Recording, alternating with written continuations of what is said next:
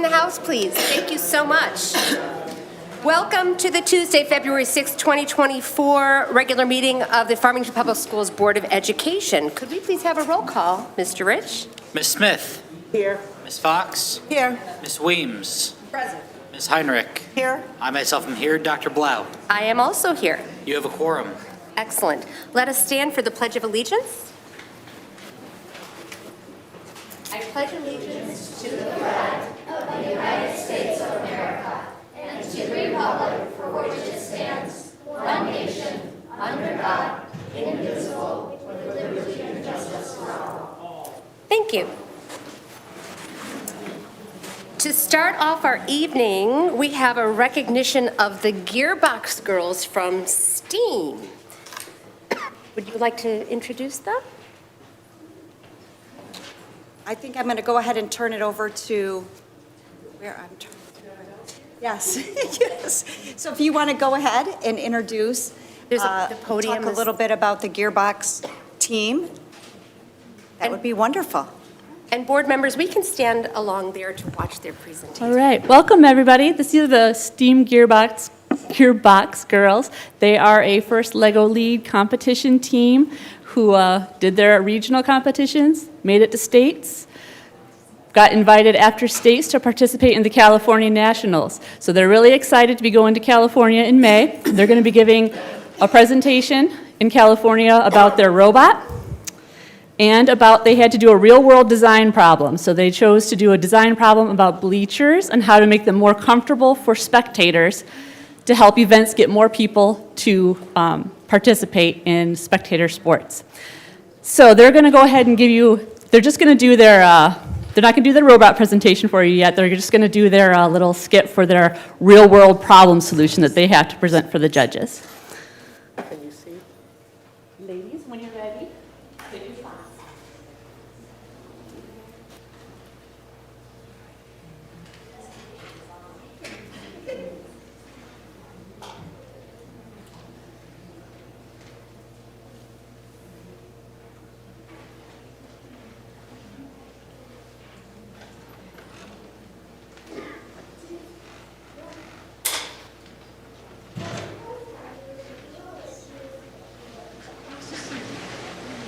Once upon a time, there was an evil witch who was trying to destroy the area of kingdom.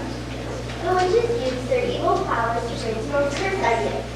Each thought of the queen's favorite hobbies, like cooking, soccer, painting, robotics, and swimming.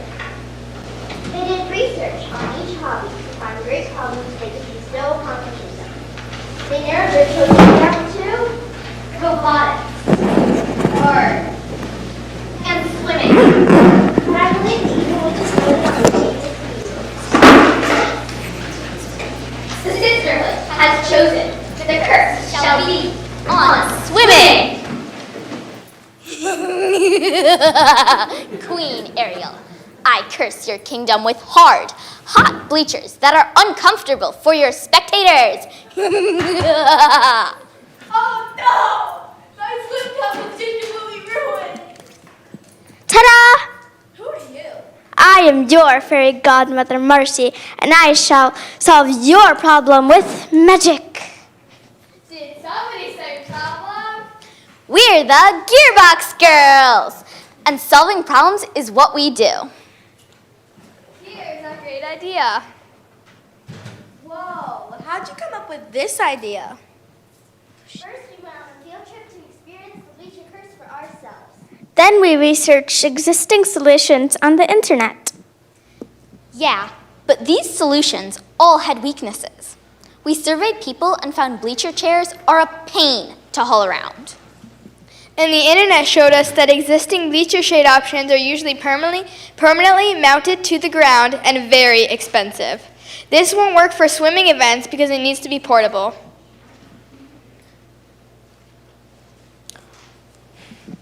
We found portable pop-up canopies, but they aren't designed for bleachers. The people on the top row wouldn't be able to see and would hit their heads.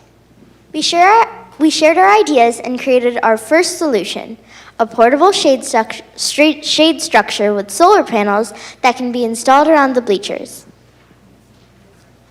The shape of the roof slants upwards so it doesn't block the view. We also created a rentable bleacher seat that has a retractable, handheld mister fan and an ice pack cooled seat cushion. That's great! Did you get feedback from anyone on this idea? Funny you should ask. We shared our design with a structural expert, a pool club manager, and the mom of a competitive swimmer who spent a lot of time in hot bleacher seats. They gave us many helpful comments. Based on their feedback, we made several changes. This is our final solution. We modified our shade structure to have weighted supports on the front to prevent the wind from tipping it over. We did research and found lightweight, flexible solar panels by Renogy and then adjusted our canopy to be retractable so that it will roll up for easy storage. Lastly, we designed our supports to be collapsible and our roof beams to fold up like a pop-up tent for easier storage. We added an additional button to our mister fan so that users who do not want to be wet have the option of using the fan only. We also added a pouch to our chair to store snacks, sunglasses, or drinks. We incorporated art by making our chair a bright color so it won't get lost. And we added a cool swim club logo to the back of our seat. This will definitely help my people stay comfortable in the stands. But how much is all of this going to cost? Based on research of similar products, we estimate our chair will cost about $25 and our shade system about $500, with an additional $300 for each solar panel you add. This is significantly less than the $6,000 cost of permanently mounted bleacher shade. 50% of the people we surveyed indicated they would pay up to $5 to rent a chair. This means each chair would be paid for with only 5 rentals. And the increased shade and comfort will draw more people to events. This means more entry fees and concession sales for your swim events. That's positive impact. Thanks, Gearbox girls. Your solution has defeated the curse and saved the day. Oh no! My curse is broke! Yes!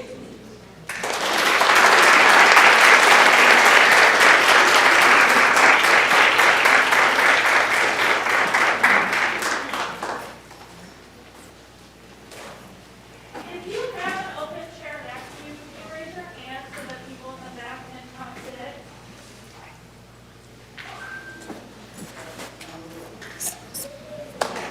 Now, as you're cleaning up, we have some questions for you. So save this to answer questions. So you've been invited to California because of your successes at these other competitions? Yes. When is that coming up? It's it's like End of from May May? 31st to June, either 1st or 2nd. Could we have it quiet, please, in the house? Thank you. Wonderful. And is this your first year doing robotics? Or have you been at it for a while?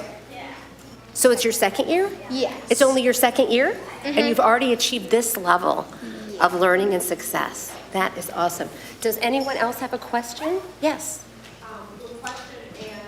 Question and some feedback. I thought that was an excellent presentation. I didn't realize that you were actually marketing something that was like real and that could be used, and I was astounded. I'm an accountant, which means I like count stuff, and I was astounded by the prices that you mentioned and the savings. I really appreciate that. Who came up with this idea? All of you? All of us. That's fantastic. Congratulations. And remind me, I think the adult in the room, you guys have already been to state champions and won. Got second, and you're on your way to nationals in California. Congratulations.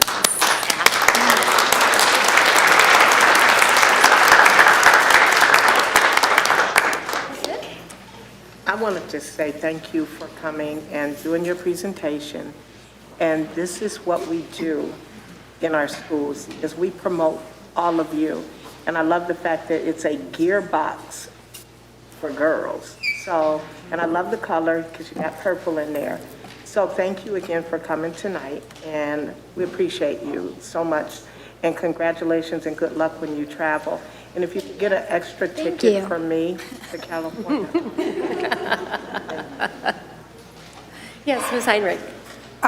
Yeah, awesome presentation, girls. And yeah, your shirts really rock. But you said that it's a two-part. You have a robot in addition to your problem solving. Now, when you go to California, are you taking your robot also?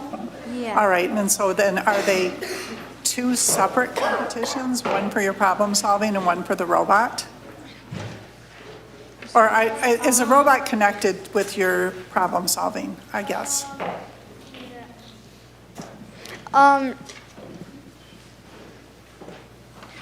No, we have two separate presentations. Oh, okay. One like to talk about the robot and like, how we chose to do the board, and the other to talk about our project. Oh, okay. All right. Well, thank you. So that was awesome. And yeah, I wish we had time to see both of them. But maybe when you come back from California, we can see the robot. Awesome. Thank you so much, ladies, and good luck.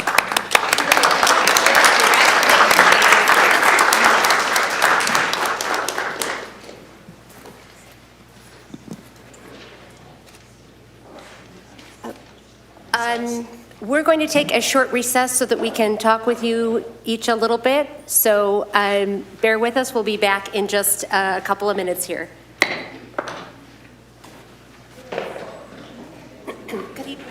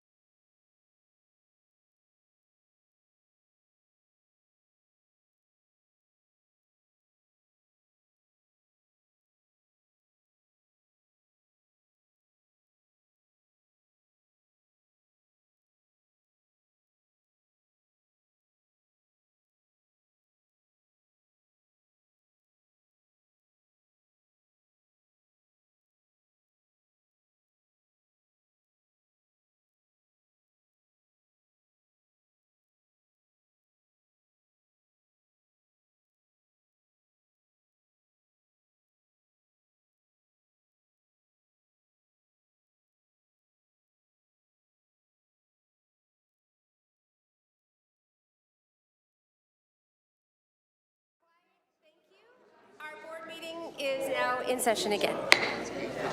Thank you, and thank you again to the Gearbox girls for that wonderful sharing of their success. Pardon me?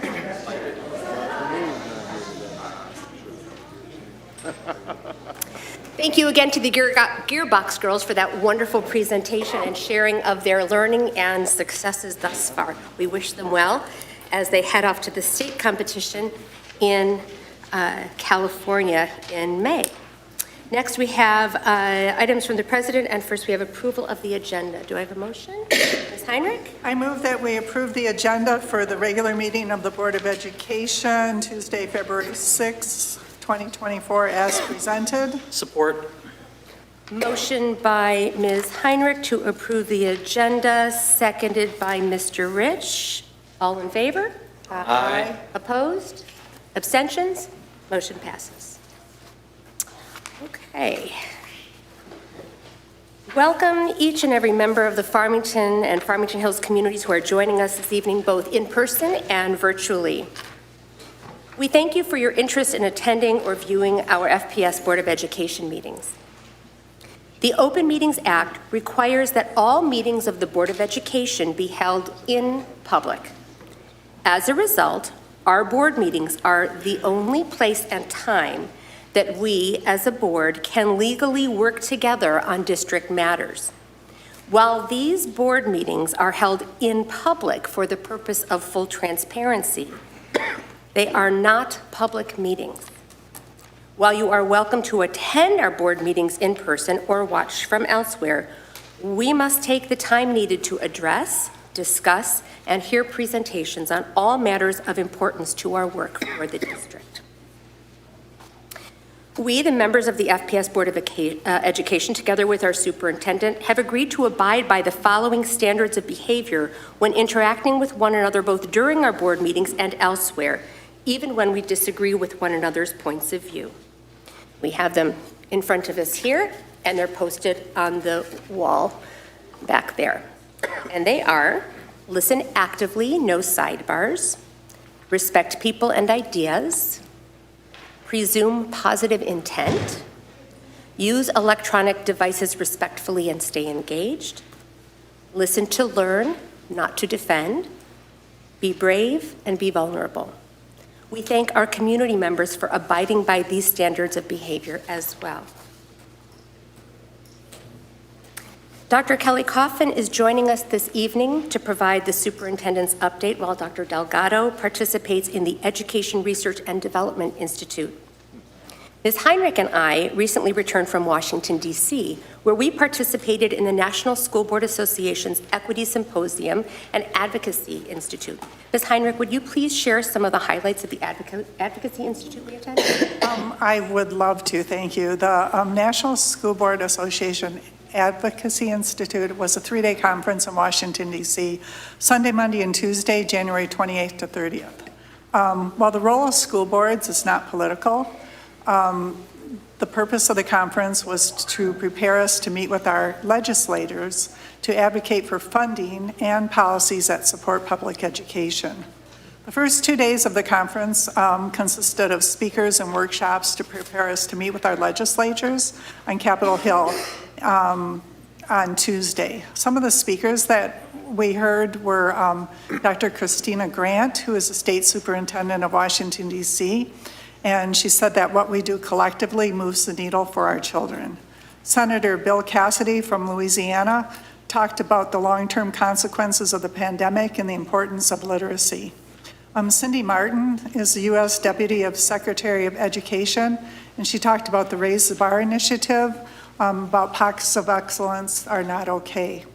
Congressman Bobby Scott from Virginia is on the House Committee on Education and the Workforce, and he talked about the budget challenges and funding education. The third day of the conference was spent on Capitol Hill, meeting with our legislators from Michigan.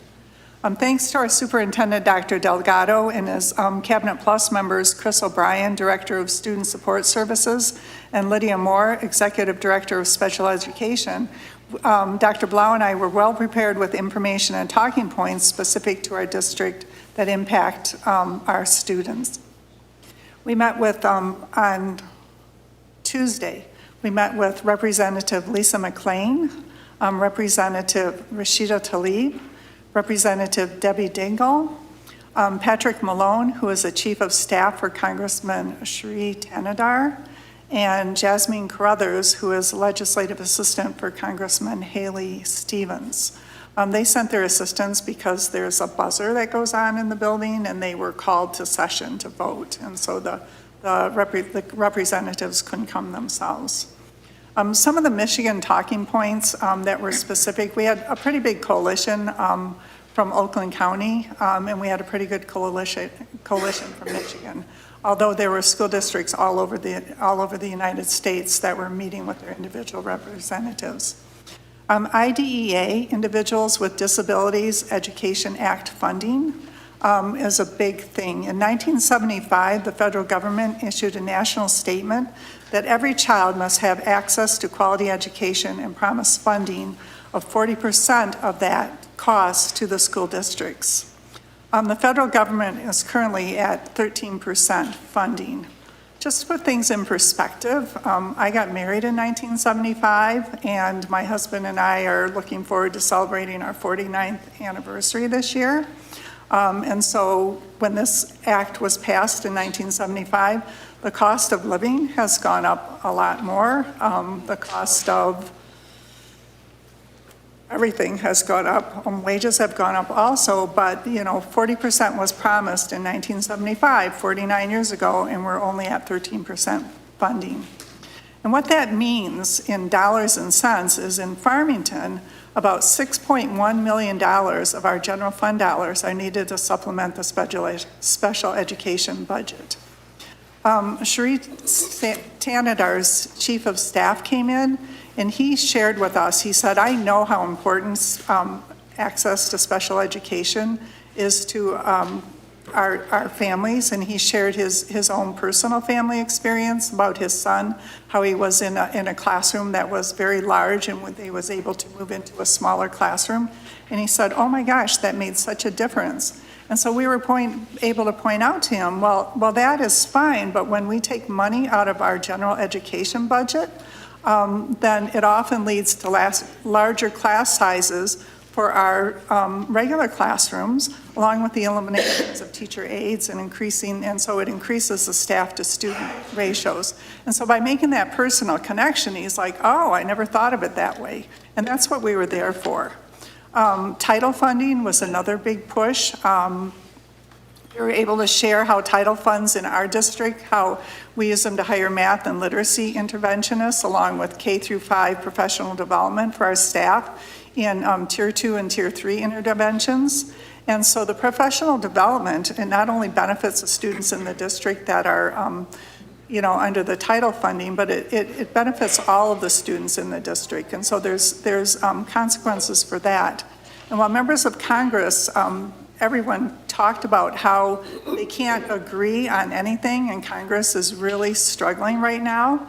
One of the things we pointed out is literacy is something that everybody can agree on, and how important it is for our early literacy programs. And so by maintaining this funding, because they're talking about reducing the funding, it allows us to do so many things that benefit all of our students, and hopefully everybody can find some common ground on that.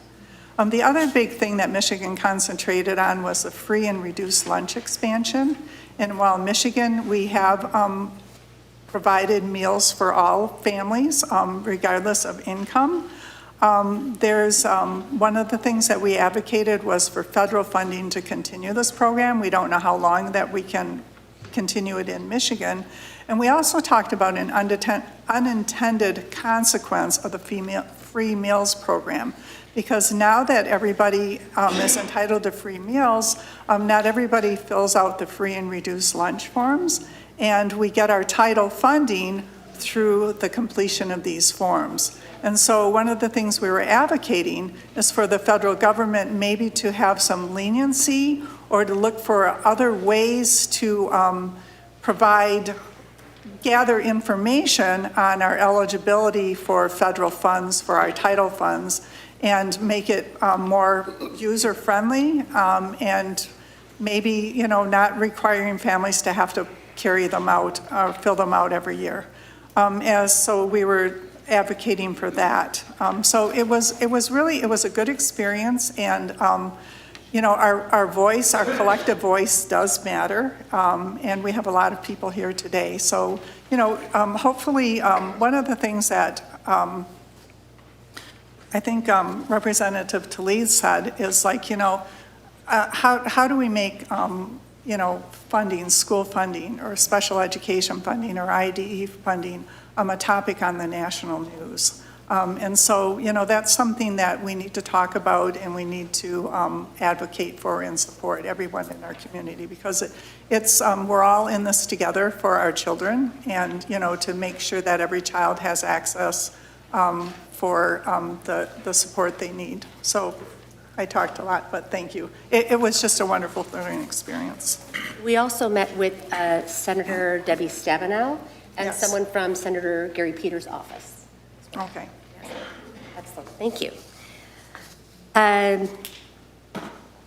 Thank you, Ms. Heinrich, for that thorough summary. As I mentioned, in addition to the Advocacy Institute, which Ms. Heinrich just described, we also attended the Equity Symposium in Washington, D.C., hosted by the National School Board Association. During the Equity Symposium, we discovered that many of the recommendations for district DEI work are already underway here at FPS. Have we conducted a district-wide equity audit? Yes. Have we made DEI a priority reflected in the goals of both the superintendent and the school board? Yes. Do we have a district-level DEI implementation plan led by the superintendent? Yes. Do we have district personnel in place for whom our district DEI work is their sole focus? Yes. Has each school developed its own DEI plan, and are they making continuing progress toward their DEI goals? Yes. Is DEI training being provided on an ongoing basis to district staff, teachers, principals, and administrators in the areas of implicit bias, microaggression, and culturally responsive teaching? Yes. Does our superintendent and his team of administrators engage in ongoing DEI training? Yes. Do our strategic planning committees reflect our emphasis on DEI as we plan for the future? Yes. Are we reaching out to parents for their input on our DEI work? Yes, through Dr. Delgado's coffees with our African American parent community and the IDEA group, parent group that Mr. Smith is starting. Do we have a system of restorative practices in place throughout the district with restorative practice leaders in each building? Yes. Do we offer programs for students such as No Place for Hate and student diversity and equity groups? Yes. We also invite student voice through our student roundtable and our student IDEA group, that's Inclusion, Diversity, Equity, and Acceptance. Are we expanding the diversity of the courses we offer to include subject areas such as African American history? Yes. Are we addressing DEI issues as soon as they come to our attention? Yes. Are we providing the community with all of the information we are legally allowed to share? Yes. Does the information we are provided, both as a board and as a community members, does that information answer all of our questions? No. Are there DEI areas where more work is needed in our district? Yes. As a district, even though we are doing all of these things that school districts have been advised to do, there are still things we are missing. We hope that by listening to your comments this evening, we will gain some insight into what we are missing and where we need to do better. With this goal in mind, I wish to quote one of my esteemed board members, Ms. Angie Smith, who contributed the following wisdom to our board agreements. Listen to learn, not to defend. There will be times tonight when it will be difficult for the 7 of us to listen and resist the urge to defend or explain or chime in. But our job tonight is to listen to you, the members of our community, and to focus on your experiences and your asks without the distraction of our own responses, rebuttals, or clarifications. Our role as board members is to listen to learn, not to defend, and that is the work we are committed to engaging in tonight during the public comment portion of this meeting. Please do not mistake our silence here tonight during public comment as an unwillingness to engage in dialogue on the important issues you raise. We welcome the opportunity to dialogue and collaborate with you in finding and implementing additional measures to address your areas of concern. However, a board meeting is not the venue for this important work. Tonight, we listen so that tomorrow we can collaborate toward identifying and implementing solutions. Maya Angelou tells us, we may encounter many defeats, but we must not be defeated. The road to healing is not a straight line. There will be setbacks, as we have recently experienced, but we do not stop the work. We listen and we collaborate, for only together can we create the diverse, equitable, inclusive community and world we all seek.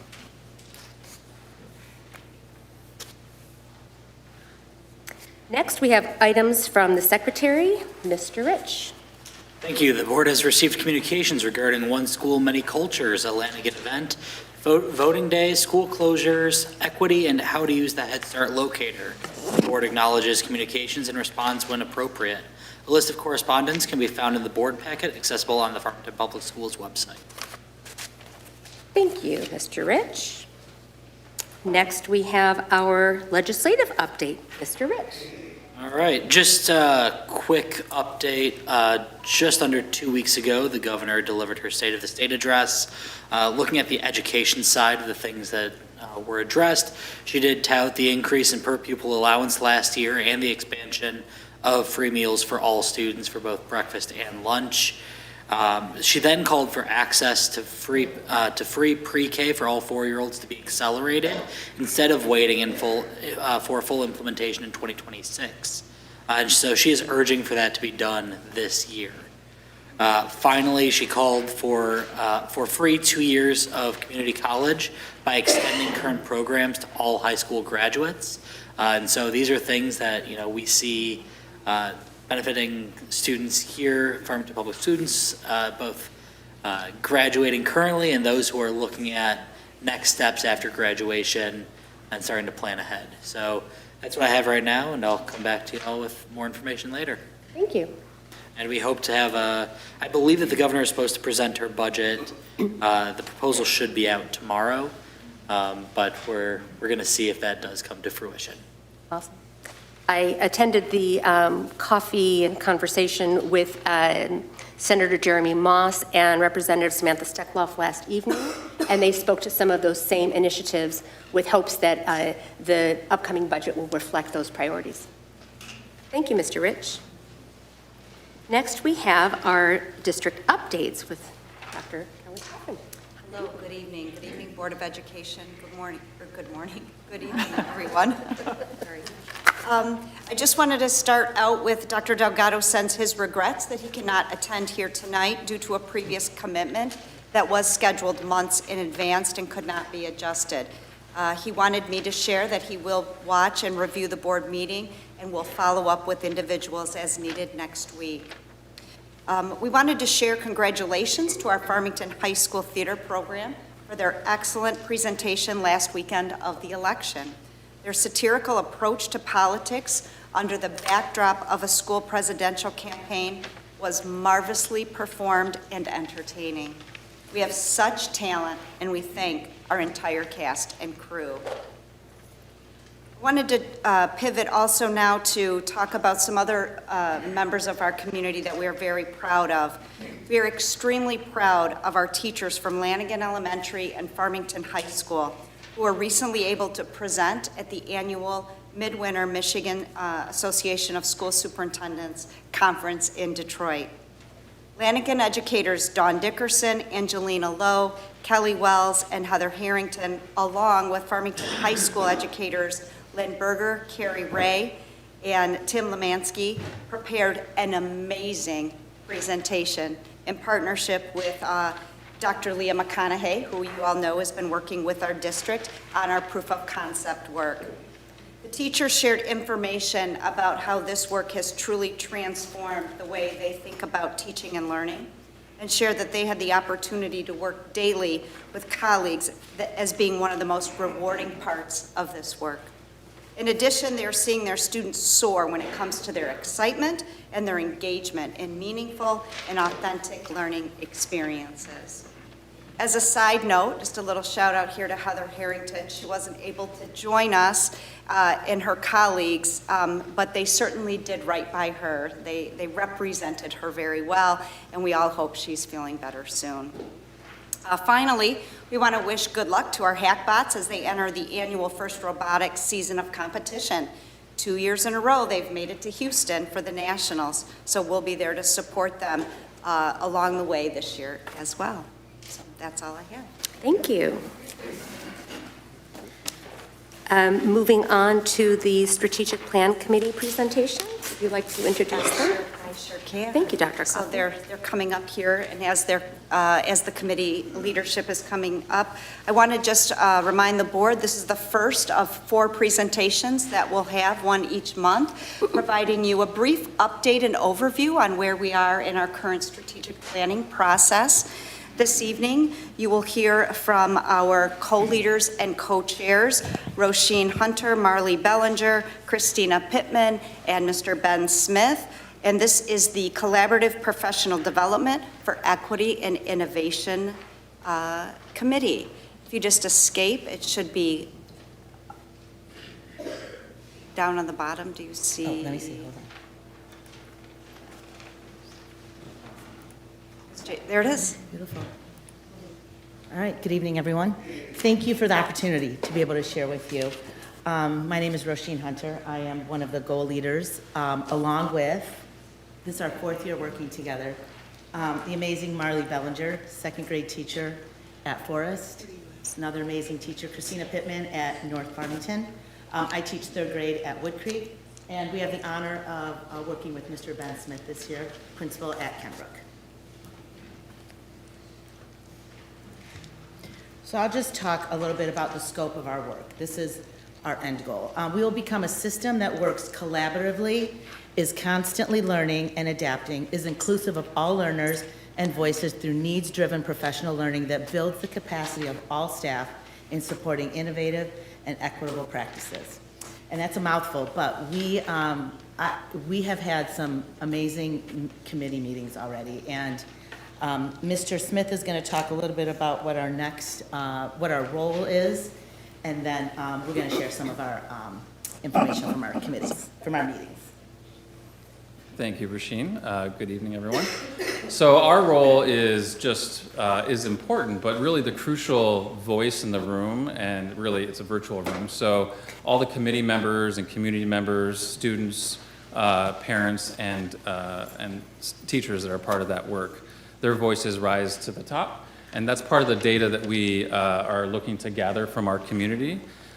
We have had a chance to gather data that's already been generated through other projects, student surveys, teacher voice, student voice, and other input to kind of guide the conversations and discussions that we have during our committee meetings. And I think board members are at least one board member is part of our group as well, so that's exciting.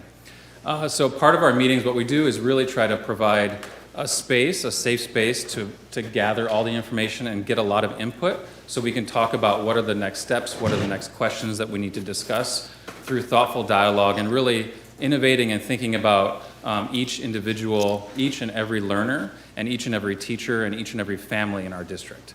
And from there, after we have captured some of that, those important ideas and feedback, then we can talk about strategic planning going forward, communicating some of the ideas that we've generated as a committee with the district and the key players across FPS to make sure that we can take action based on the data and information that we're gathering. And I don't know who I'm throwing it to. Is that Christina? Go ahead. So our first step was we met with Greg Smith, Director of Diversity, Equity, and Innovation, because we felt like he had a global perspective of what's happening across the district. And so we sat with him and we gathered some of that information from his perspective. And then, being a secondary teacher, I said, why don't we ask our students? And so we decided to work with Mr. Smith on coming up with questions that we wanted to ask our student population. And so we asked students at both high schools, and then we had individual groups that we asked, and we went to the student leaders and asked these 4 questions. What do you wish that adults knew about the issues surrounding diversity, equity, and inclusion throughout the school and throughout the district? What are you and your peers talking about? What are you discussing regarding these issues? What questions do you have for us? And what suggestions do you have? And I will say that their responses were definitely eye-opening for us.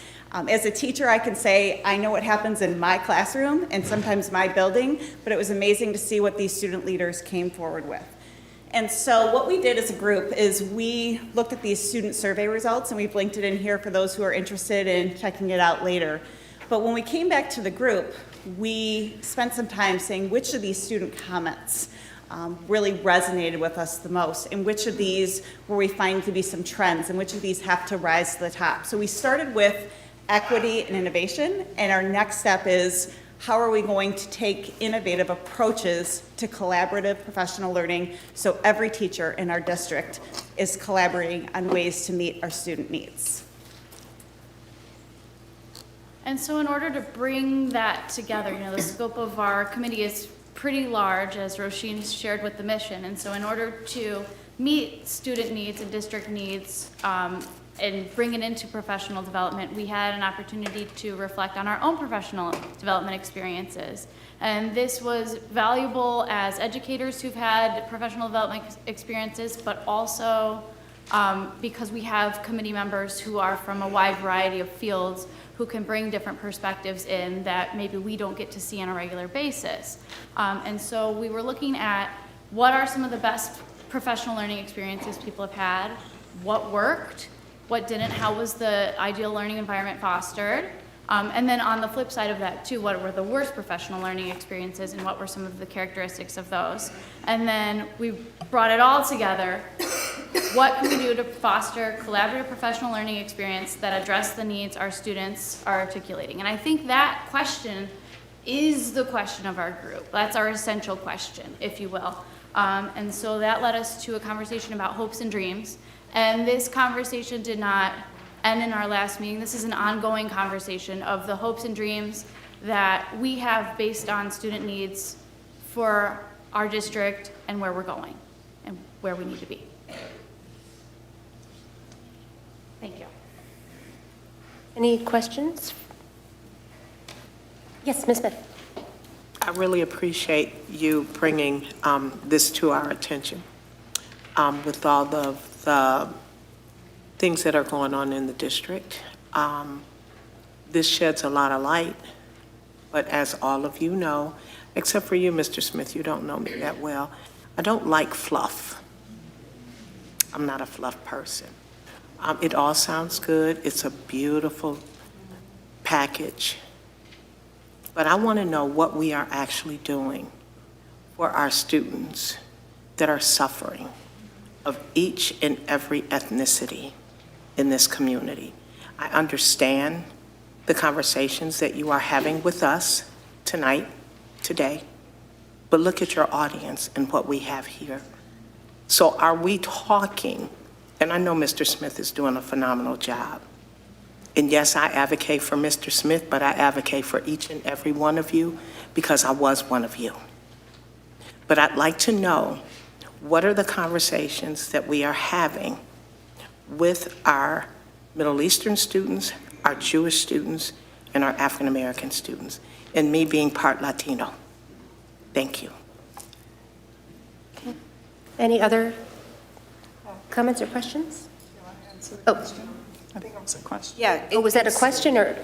That's a question. Oh, okay, I'm sorry. I thought it was That just wasn't a. a statement, that's a question. So I guess part of what we're doing is trying to make sure we're gathering all the voices and bring them to the table so that we can make decisions on next steps that are really meaningful and relevant to our community. And we, as educators, care very much about each of the kids that we work with every single day. For me, it's just over 400 that I'm responsible for making sure can come to school and feel like they can be themselves and they can be heard and they can enter the learning from wherever they've been coming from. And so part of the committee's work, I think, is to gather those voices. We've gathered, I don't know the exact number, but it's thousands of high school.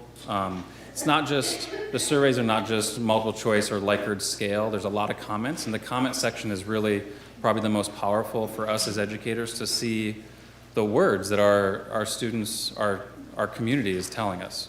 And we take it to heart, and we are truly trying to find better ways to support all of our educators and our staff members in the system to make sure that we are open to each and every, and helping them find their voice and find themselves as they continue to grow through FPS. And then hopefully as we continue in the years ahead, and I'm saying a lot of words, but I'm trying not to be fluffy. As we bring the profile to life, it's truly happening in our classrooms day in and day out. I talk about it with my teachers at pre-conferences and post-conferences, and we talk about how can we help to develop compassionate community members, empathy so we can understand all sides, and all those things are occurring, I believe, at all levels, in different ways to different levels of success. But the committee's work, I think we want to just continue to gather the voices so that when we do create plans for next year and beyond, we're doing something that's meaningful and helping all of our learners. And to follow up, I'm sorry, to follow up, since you gave me the answer to that, how many staff members in your building look like me, our Middle Eastern parents, our Jewish parents, Asian parents? How many staff members do you have that look like any of us?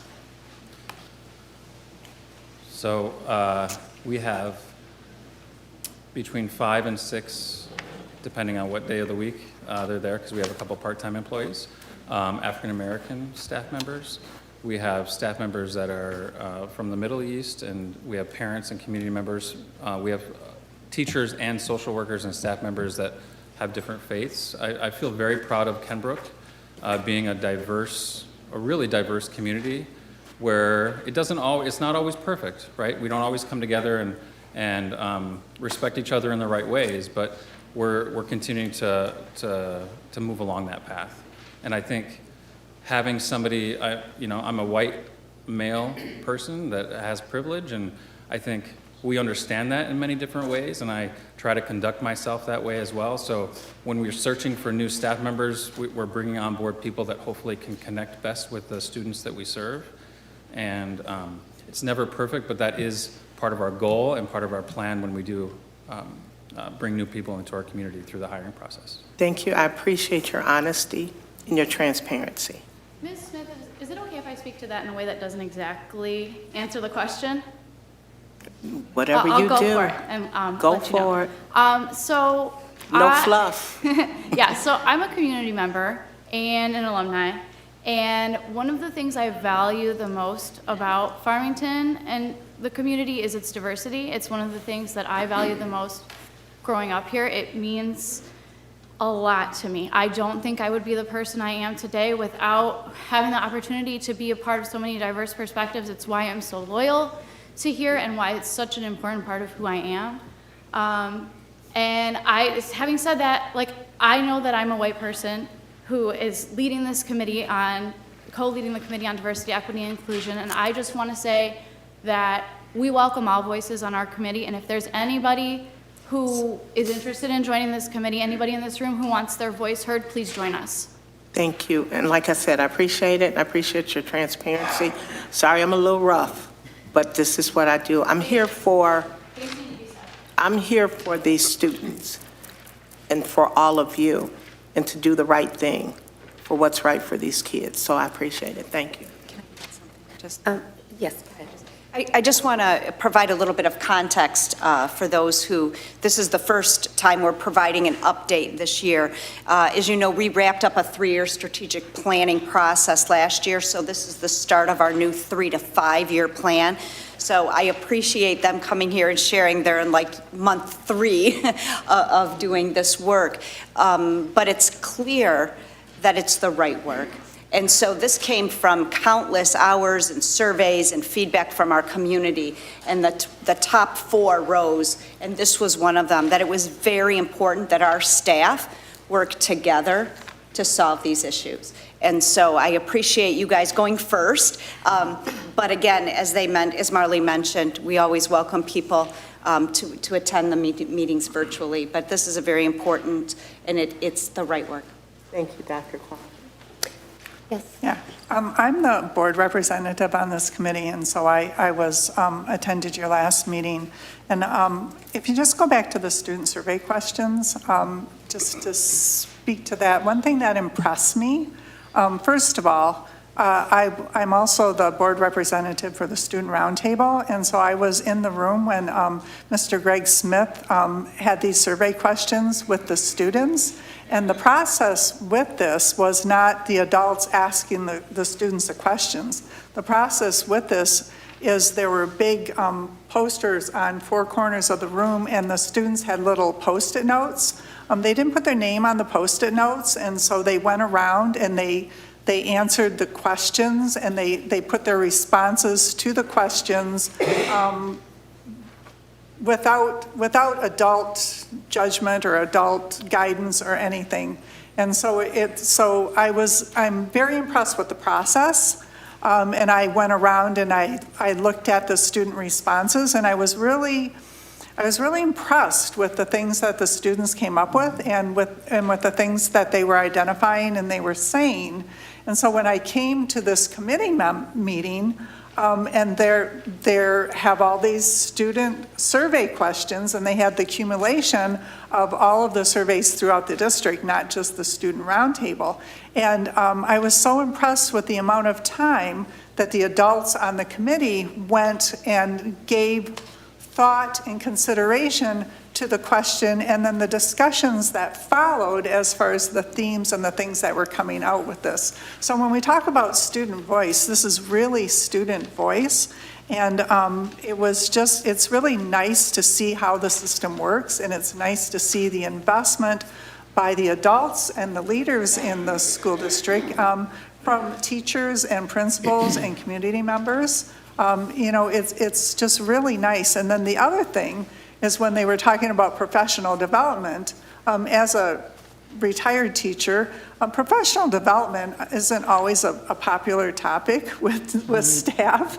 And it was genuine conversation about how they can have more time and more meaningful professional development, and the importance of engaging in professional development and not, we have to do this. And so I was kind of blown away by the attitude of the staff that was within the community. And they're volunteers, but they're representing the voice of their districts. And so I want to thank you for sharing that and for the process and your investment in it. I just wanted to make a quick comment. I grew up in a city, in an area where no one looked like me. So I understand what it's like to be in a classroom where no one looks like you. And I was one of the first teachers at Wood Creek of Middle Eastern descent. And so I have been there for 27 years. And this is a passion of mine, that my kids see themselves in literature, that my kids see themselves in books, in things on the wall. That is a huge passion of mine, which is why I'm so invested in this committee. So I just want you to know that. I mean, I identify with many people in this room right now. And so I know the importance of feeling like you don't belong, and I don't want my kids to feel that way. So that is a huge passion of mine. So I just wanted to share that. And I appreciate your support. I really do. Mr. Rich? Thank you. It's amazing the work that you do in 3 months out of a 3 to 5 year process. And just knowing how much is to come from this is very much, it makes me feeling like we are going in the right direction on this. And an important part of that is that you shared with us the student feedback. And so going through those, we were able to see these different, the different feedback provided by the students to each of these questions, because that helps direct not just how are we answering this in the district, but then how are we going to go forward for the years to come as well. And it really starts with the listening to the students. And so pulling this, it's from the North Farmington Diversity, Equity, and Social Justice Club, as well as Student Roundtable, and I'm sure as the committee work continues, from so many other sources as well. So this is a great start, and I look forward to seeing what you come up with next. I too appreciate the effort that's been invested in seeking out the student experience. So rather than as adults, us just coming in and saying, well, this is what we think the problem is, and this is what we're going to do to fix it. Instead, we're taking the time, we're investing the time in finding out from the students, what is your experience with DEI in this district? What do you need? And then your committee is seeking to find a way to provide those pieces of training for our staff and faculty, so that we really are meeting the needs, the not our perceived needs, but the students' clearly articulated needs around DEI and what they need. So, thank you so much. Yes, Ms. Yeah, thank you. Echo a lot of what my colleagues just said. I am very happy to always see where we're looking to get student voice. And I've seen in so many areas where we've actually taken student voice and implemented new things into the curriculum and changed our practices. And I'm very hopeful to see the same here.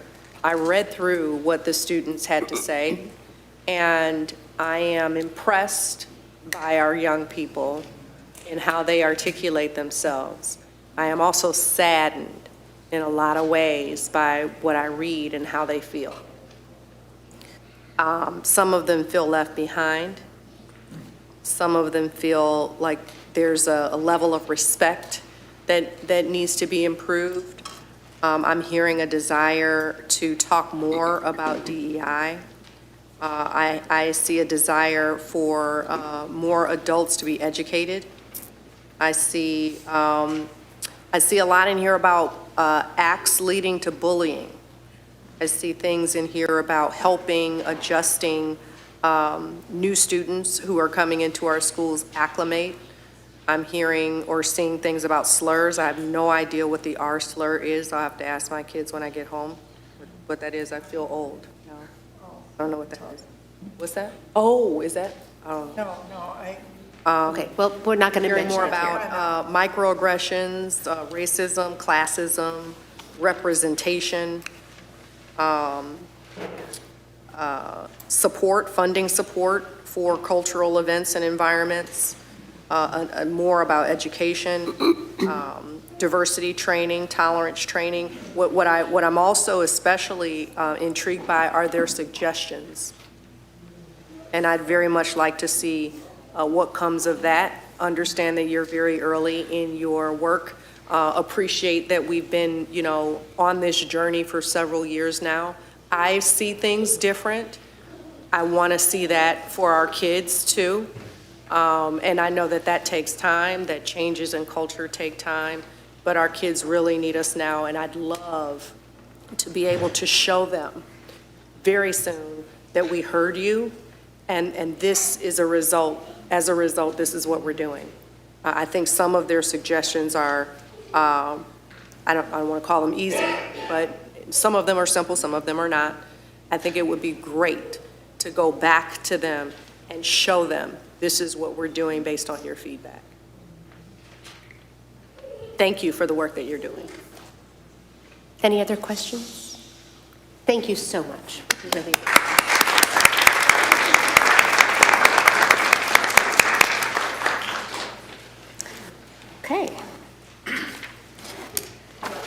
Next, we are moving on to public comment. If you wish to speak during public comment, there are cards like this on the table in the back. So you just need to fill one out and bring it to this, thank you, Mr. Walker, this dish over here. So could you pass those?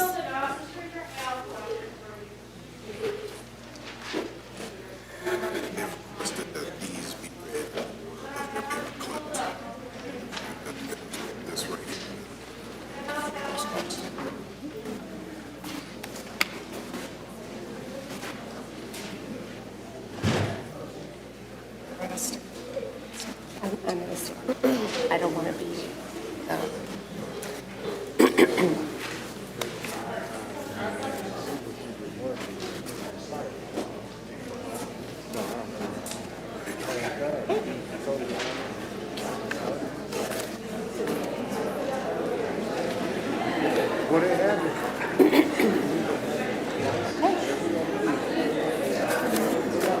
All right, thank you.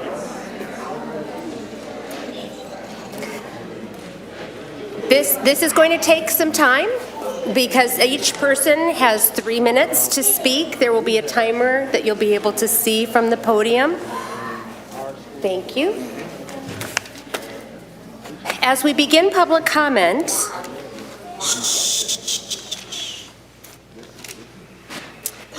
during the public comment portion of our board meeting, members of the community are welcome to address the board. Each community member will have up to 3 minutes to speak. A timer on the screen will display the 3-minute countdown for each speaker during public comment. Thank you for honoring this guideline. We wish to remind our community that this is a meeting of the board held in public to provide transparency, but this is not a public meeting. As a result, we will respectfully listen to each of your comments, but we will not respond or engage in dialogue with you in this venue. However, please be assured that we are listening closely to every comment and that we would be happy to engage in further dialogue around whatever issue or concern you have, but not in this venue. If you stay till the end of the meeting, we'd be happy to get your contact. I'd be happy to get your contact information and reach out to you. We'd be happy to connect you with whomever in the district could best address your concerns. So feel free to either stay till the end of the meeting or you can email me. I'm happy to engage in dialogue. Some of our community members with whom I meet with frequently outside of board meetings know that I will very much honor this promise to meet with you to dialogue. So thank you. So again, please do not take our silence this evening as a sign of disinterest. We are going to listen to learn, not to defend, and we will not be responding to public comment at all. We recommitted to this this policy, this board operating procedure at our January retreat, and none of us will be responding to public comment this evening. But again, we will be happy to follow up with you at a later time. I also apologize in advance if I mispronounce your name. Santoria Shepherd?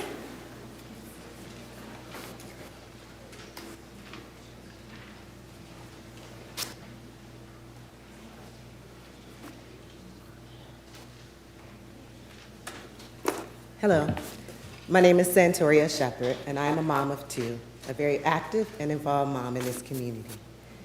And it's disheartening for me to stand before you in 2024 to say that it's not okay to use racial slurs, that it's not okay for racial slurs to be used in our classroom, in our hallway, anywhere where our kids can hear it. It is not okay. Racial slurs are damaging, they are traumatic, and they are negatively impacting our community and our kids. And we want accountability. We want the same accountability that our district hold our children to. They'll tell our kids to make a better choice, self-regulate. You can do better. We want the same for our highly compensated, highly educated adults that we bring into our classroom. We want accountability for those teachers or administrators, anyone in our district that think it's okay to use racial slurs, because it's not okay. It is an insult. It is damaging. It is traumatic. And it's not okay. It is not okay to use the N-word. It is not okay to repeat the N-word. It is not okay. It is happening too often in our district, and our teachers and administrators are not being accountable. We want for any teacher or any administrator that feel comfortable to use a racial slur to be terminated, to not be allowed to resign and go to another district where they continue to use racial slurs. It is not okay. It is not okay to use the N-word. It is not okay to repeat the N-word. It is not okay. It is not okay to use the N-word. It is not okay to repeat the N-word. It is not okay. It is not okay to use the N-word. It is not okay to repeat the N-word. It is not okay. And we want accountability, termination, not resigning, not going to another district, not using that word, not damaging a young child. It is not okay. Thank you.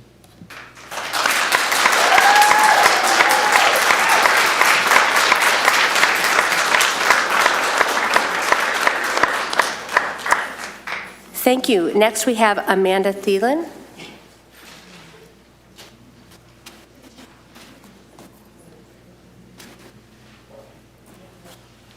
Hello, I'm Amanda Thielen. I have 2 kids in the district, and I am here to also speak about the use of the N-word by our staff members.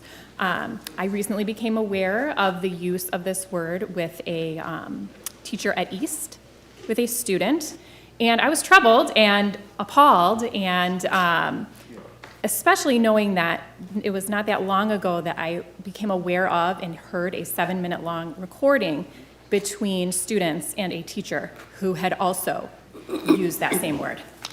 And to have that happen again is something that I cannot understand. There was an opportunity to have some sort of learning occur, and I understand that there are things happening, but it's not resonating because it's still happening with our staff. And recently, I was expressing my concern about those 2 incidents, and I was told by someone who is employed by the district that I was mistaken. I was wrong to compare the 2 incidents, that they were different.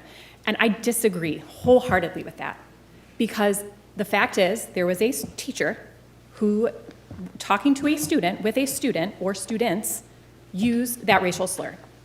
That's all I need to know. I don't need to know about the other circumstances. It's not okay to say, it's not okay to repeat. It doesn't matter what the context was, it doesn't matter what the situation was, whether it was discipline or telling someone not to say it. It's not okay to say. And so I disagree that those incidents are different. They are the same, and they're happening too frequently.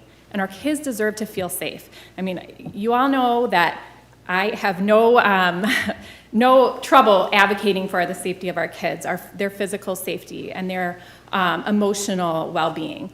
And that is what I'm here to do. I'm asking that we terminate people who feel comfortable in using those slurs, that we communicate to all teachers, all staff, that that's not okay in any context at any time. Thank you.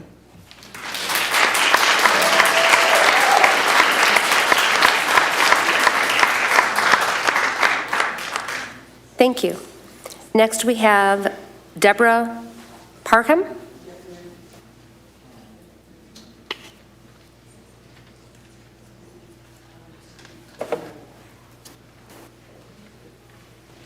I'm a retired teacher, and when I went into this profession, I took what was called an educational ethics code. This is the Michigan one. And any teacher that violates this code and says the N-word or any racial slur needs to be terminated. They don't need to go to another district. You cannot say you're sorry for saying a racial slur. As a teacher, I'm human, I made mistakes, kids make you angry. It's a different beast now that you deal with. So if you slip and say they're stupid or they're something, that's not professional, but it's not a racial slur. You can't say you're sorry now just because you got caught. And I feel like the principal at these schools need to be terminated also. Because I know for a fact as a teacher, the principal always knows what's going on. They always know. I'm appalled about our education. No wonder the children don't have respect for us. We took this code. If you are a teacher or other occupations have a code also, if you're a counselor, if you're a doctor, this is serious. It states in here that you're not supposed to harm. We're supposed to provide a safe place for these students. How can these students feel safe? They're not going to trust you. It also states in here, I pulled it off, that we're supposed to be sensitive, communicating with students in a clear, respectful, and culturally sensitive manner. How can you use the N-word in a sensitive manner? Tell me. You can't. There's no excuse for this. It says also, seeking to understand students' educational, academic, personal, and social needs, as well as students' values, beliefs, and cultural backgrounds. I've taught every type of student. I taught in Hamtramck, where they came off the boat and couldn't speak English. I treated them the same. Yes, I see color, but I see students. And as a teacher, my job is to academically prepare those students for society and also to prepare them to be citizens of a community. All right, it also says, respecting the dignity, worth, and uniqueness of each individual student, including but not limited to actual perceived gender and gender expression. But that is time. I know it's time. Just make sure that you fire those that are using the N-word.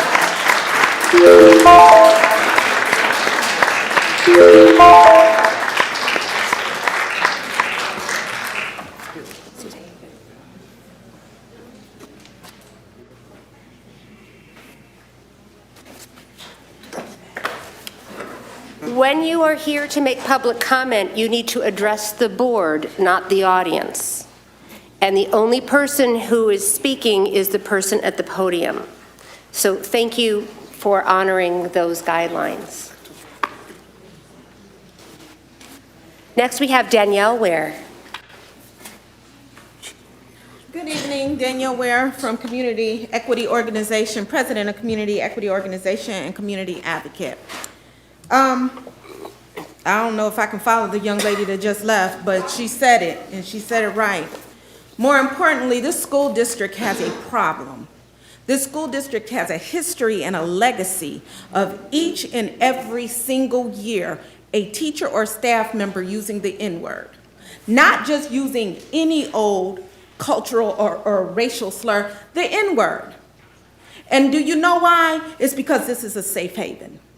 Because this school district, its administrators and its board members provide safe haven for those who bring racist behaviors into this school district. If it's not allowing them to resign, it's moving them to a different school or to the central office. You have a problem. In 2020, we asked you to clean it up, and we put our voices to the vote, and we put each and every one of you on this board because you promised us you would fix it, and you lied, or you haven't held up your end of the bargain. Dr. Coffin, I have sat in 3 years worth of strategic planning meetings and continuously echo, we need safety for our students, not safe haven for racist teachers, not safe haven for racist administrators. I interviewed Dr. Delgado. We asked that you put a superintendent in place that wouldn't provide safe haven for racist teachers, and yet here we are in 2024, and we still got racist staff. You were going to improve diversity. You were going to improve diversity in your hiring. That means you have to ask critical questions and use critical listening skills to make sure that the person sitting across from you isn't telling you any old thing you might want to hear, and instead sending you a message that when they get in that classroom, that Jewish person, that gay child, or more importantly, or not more importantly, but just as importantly, that black child is going to be someone that they are going to harm and traumatize because of their biases. We deserve better. We asked for better. We voted for all of you because you promised us better. We expect better. Moving forward, we have an ask, and we want you to funnel the answer through FAPN, which is, what is your process going to be to do better about getting a better quality of staff in this school district that won't harm our students? Funnel that answer and work with FAPN, because they are the African American Parent Network here in this school district, and you all don't even ask them any questions. Thank you.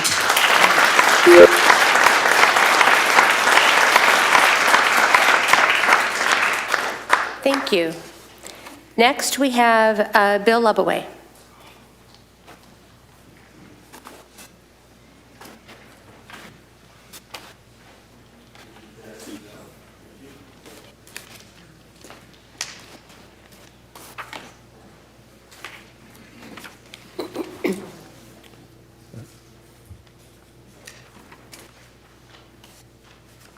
Okay, this is how we deal fairly and equally with all. I'd like to thank a few people.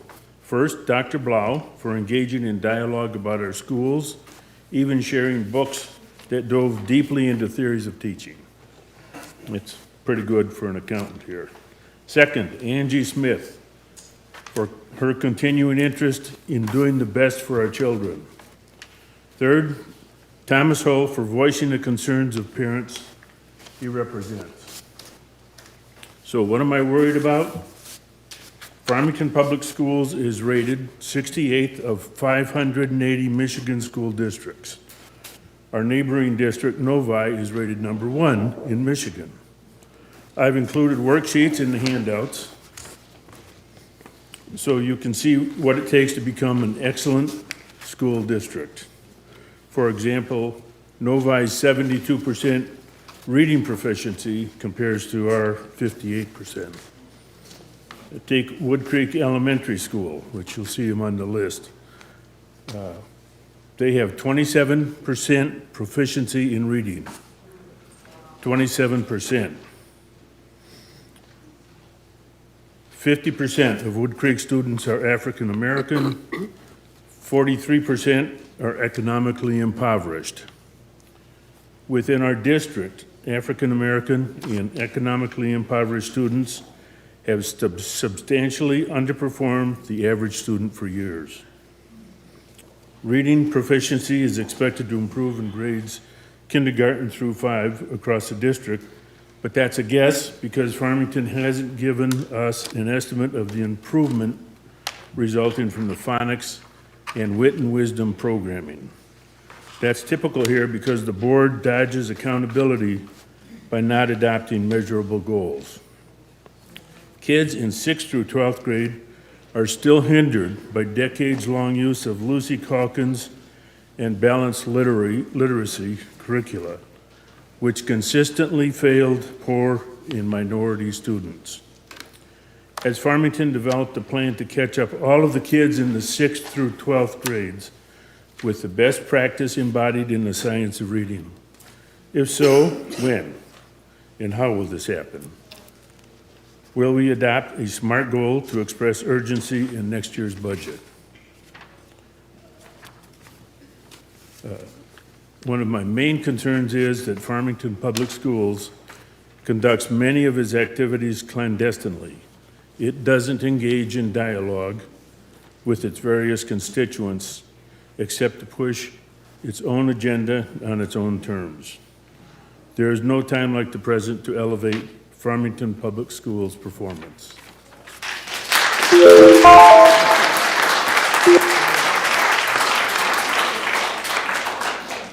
Thank you. Next, we have Naima Khan.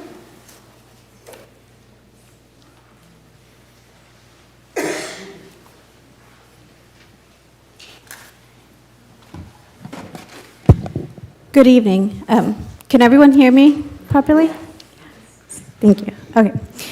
My name is Naima Khan. I attended the school board meeting 2 weeks ago on January 23rd, and I, along with a group of other parents, students, and community members, asked the school board to take a stand regarding the genocide occurring in Gaza, to acknowledge and address its impact on students and families here in Farmington Hills. We asked the school board to review the resolution passed by Ann Arbor Public Schools, as it is an example of bold and courageous leadership that holds true to its commitment to supporting all students and ensuring a safe educational environment. After the last meeting, it appeared that the board members heard our concerns, and we left the meeting optimistic that something would be done. However, we were surprised and deeply disappointed to receive messages denying our request, despite our willingness to discuss and even compromise on the language of the resolution. Instead of engaging with us to come to an acceptable solution for all, we were met with empty words of sympathy and a refusal to take the matter any further. So we are here again, and this time you will hear directly from your own current students. And as the strategic planning committee that presented earlier, you surveyed students, and your students are here now to tell you directly. You will hear personal testimonies asking you to be proactive in ensuring a safe environment, to denounce the rise of hate speech and hate crimes directed at Arab and Muslim Americans, to lament the loss of innocent civilians, many of whom are related to families here, to address the trauma of your students as they watch the live-streamed genocide of people who look like them and are from their ancestral lands, paid for by our own tax dollars, and to vow not to censor students when they want to share their histories and culture, but rather encourage respectful and educational dialogue. I would also like to add that we are aware that to the parents who spoke before about the recent incidents regarding hate speech, the use of the N-word, and the like, we support you as well. And we are united in our desire for nurturing a safe, respectful community that celebrates and promotes its diversity. Thank you all for your time. Thank you, Ms. Angie Smith.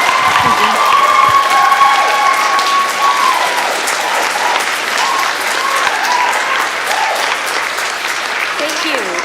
Next, we have Aisha Shariar. Shariar? Okay. That's okay. We're just going to... Good evening. Good evening, fellow respected Farmington Public School board members. My name is Aisha. I'm a student in the Farmington Public School District. I would like to share the text of the Ann Arbor Public Schools resolution that was passed on January 18th. We share this text with the Farmington Public School Board, hoping that it would follow a suit, but unfortunately we were told that it does not fall within the purview of the school board. I asked everyone here today to listen closely to the text of this resolution and judge for yourself if the language and sentiments are in line with the goals and purview of the school board.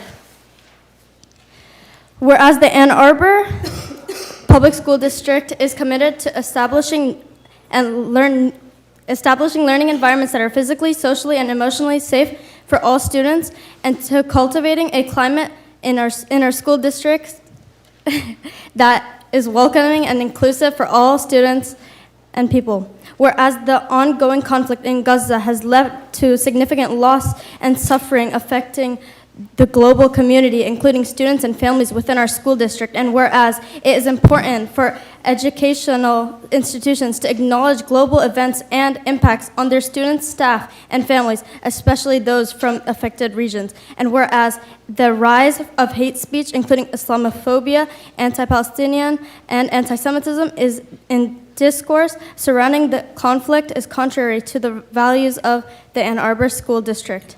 Now, therefore, be it resolved, the Ann Arbor Public School Board of Education expresses support for the ceasefire in Gaza. The public, understanding its limited role in international affairs, nonetheless expresses its support for a bilateral ceasefire in Gaza, emphasizing the importance of protecting human lives and seeking peaceful resolutions to conflicts. Condemns hate speech and discrimination. The board firmly condemns any form of hate speech, including anti-Black, Islamophobic, anti-Palestinian, and anti-Semitic, and other unjust and racist language, especially those related to the conflict in Israel and Gaza. Encourages educational dialogue. The board encourages educators within the Ann Arbor School District to facilitate informed and respected dialogues about the conflict, aiming to foster a deeper understanding among students and staff to combat misinformation and prejudice. Reaffirms commitment to diversity and inclusion. The board reaffirms its commitment to creating an inclusive education and environment that respects and values diversity, and that actively promotes peace, understanding, and mutual respect among all members of its school community. Thank you.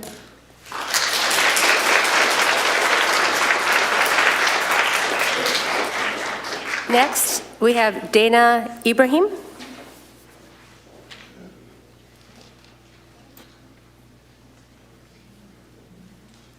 Hi, my name is Dana. I'm a junior at Farmington High School, and I am Palestinian. I go to school every day wearing the kufiya around my shoulders as a sign of solidarity. While no one has audibly said or done anything about it, the looks I've gotten from staff and some students said enough to me to know where they stand. Many people may argue that this is not a school-related issue. However, I should feel safe enough to be able to wear a traditional scarf that represents my country at school without getting dirty looks, or without being afraid of how it could affect my grades because of what certain teachers may think of me. Almost a week ago, a substitute teacher in Melvindale High School allegedly said all Palestinian children deserve to die. There was another incident back in November where a guidance counselor in the Ann Arbor Public School District called an 8th grade student a terrorist because they're Palestinian Muslim. Now, nothing like this has happened at Farmington High School from what I've been aware of, but it's only a matter of time before someone says or does something similar to those two previous incidents. If this is a political issue that does not relate to schools, then why is it okay for staff to be stating their inappropriate opinions about students at school regarding their ethnicity? Not only that, but even the scarf I wear around my head for religious reasons is enough for me to be scared of going out in public and to school because of the Islamophobia that has been rising all over the world. In early October, there was a Farmington Hills resident named Carl Mintz that made a public threat on Twitter to hunt Palestinians down in Dearborn. As someone who's lived in Dearborn Heights for a little bit over a year and moved to Farmington Hills in that same month of October, I'm terrified to walk in the streets of Farmington Hills because of my religion and ethnicity. I'm scared of going to school knowing that last year there were threats towards Muslims written on the walls of the school's bathrooms. If this is a political and international issue that shouldn't involve schools, then why do I, a Palestinian Muslim student, feel unsafe in a setting that advocates for diversity as well as student safety and support? I once had a teacher mention the fact that hate crimes towards Jews have increased in the United States because of what's happening in Israel. Now, there's no issue with that. Any sort of hate crime is unacceptable. But why is it that we are silenced when we want to talk about the genocide happening in Palestine, or about the hate crimes towards the Arabs and Muslims around the US? Not one student or teacher has said anything about the genocide happening, and it's making me go crazy. It makes me feel crazy that no one mentions anything about it, knowing that I have family back home in Palestine who are too scared to even leave their homes in case of being killed, and knowing that my innocent people in Palestine are being bombed ruthlessly and I can't do anything about it. I feel as if no one sees me or hears me at school. I, as well as so many other human beings, have dealt with so much grief and guilt, and there's no support from my school system when I need it. The superintendent sent out an email early October lamenting the losses of life on the 7th of October. How about the other 30,000 lives that have been lost these past 5 months? The school system needs to show safety and support for their students just like they say they do. They need to do something before something actually happens, and the first step towards that is to call for a ceasefire resolution. Thank you.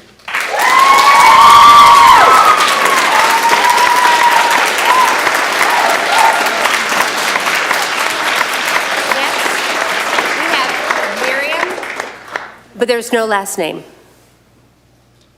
Miriam? Miriam from STEAM?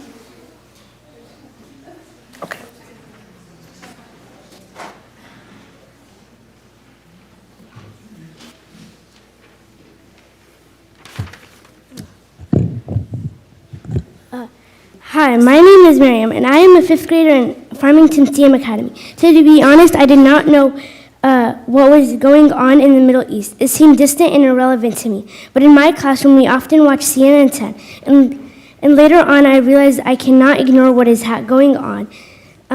I see the protests, children being bombed, orphaned, homeless, murdered and kidnapped. At the same time, I met a very sweet girl from Israel, and we became best friends. I often find this conflict slipping into our conversation. Sometimes I feel unhonest with her, and sometimes I feel she's unhonest with me. I want to tell her so badly that I feel bad for the Palestinian kids. I want to tell everyone, but if only I wasn't scared for my safety and my friendship. I want to create a safe environment for all people and help them feel free to speak about their opinions.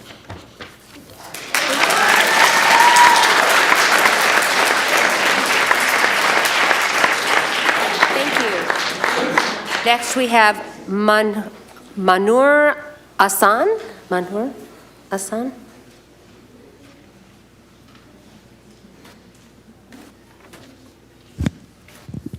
Can you hear me? Good afternoon. My name is Mahnur. I am a ninth grader. All of my school years, I was classmates with many Arab Americans. Many of them told me of the dangers their parents or grandparents had to endure. Their ancestors, like many others, had to leave their home country to find safety. In the last 4 months, 27,000 Palestinians have been brutally murdered by the bombs, among those of which 6,600 are children. President Thomas Jefferson stated in the Declaration of Independence that all people have a right to life, liberty, and the pursuit of happiness. And it is everyone's duty to protect these rights. And this is what is taught in schools, and yet the American government directly funds this destruction. Worse, this isn't the only right they have gone against. The First Amendment states that an American has the right to freedom of speech and religion. So why is it that my fellow Arab Americans and Muslim Americans cannot even discuss the pain that they are going through? A friend of mine at school had wanted to display the Palestinian flag on her locker. Despite there being no rules stating that this was wrong, she was still asked to take it down. All she was doing was bringing awareness to current events. How can a school, an environment meant for learning, not teach students about the cruelty taking place?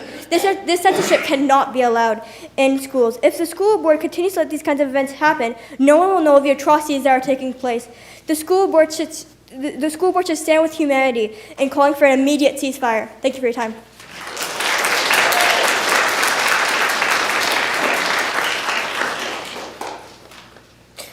Thank you. Next, we have Leila Bogataya.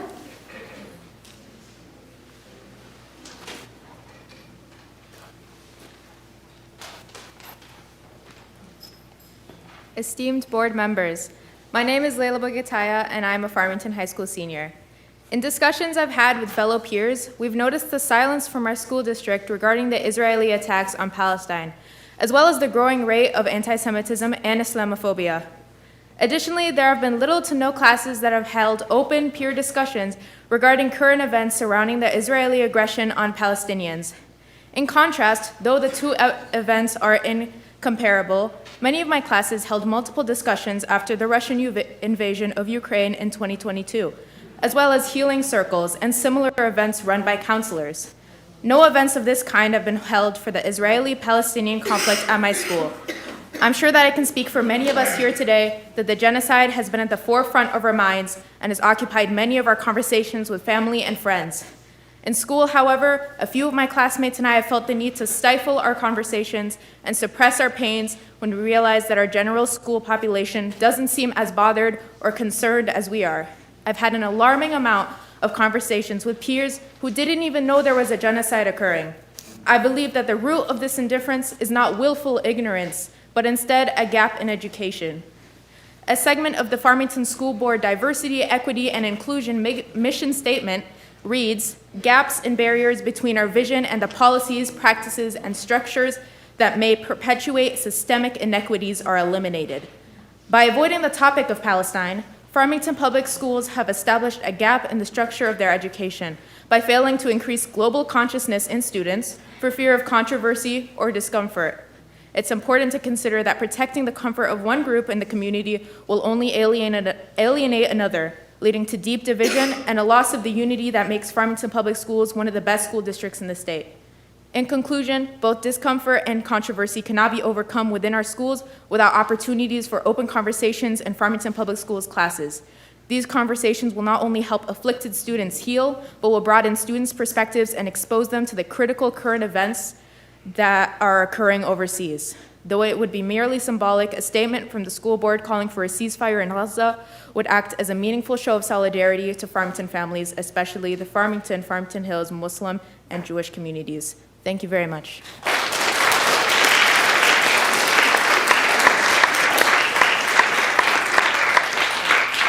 Thank you.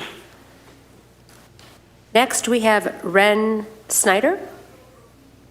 Snyder or Sader? Okay.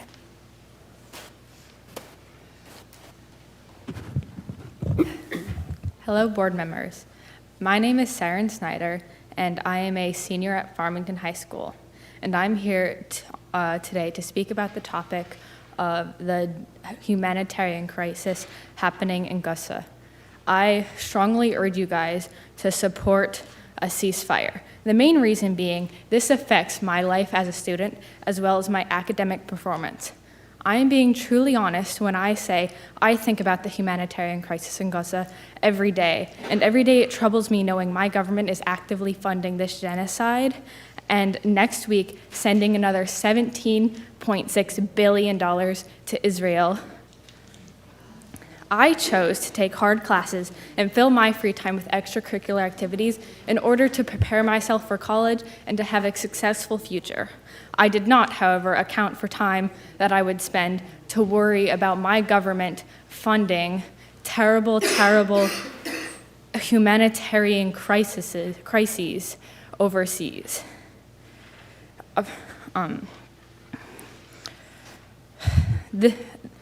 The money is not going for economic support. This military 3 days ago bombed a safe spot, a kindergarten in Rafah in southern Gaza, housing displaced families.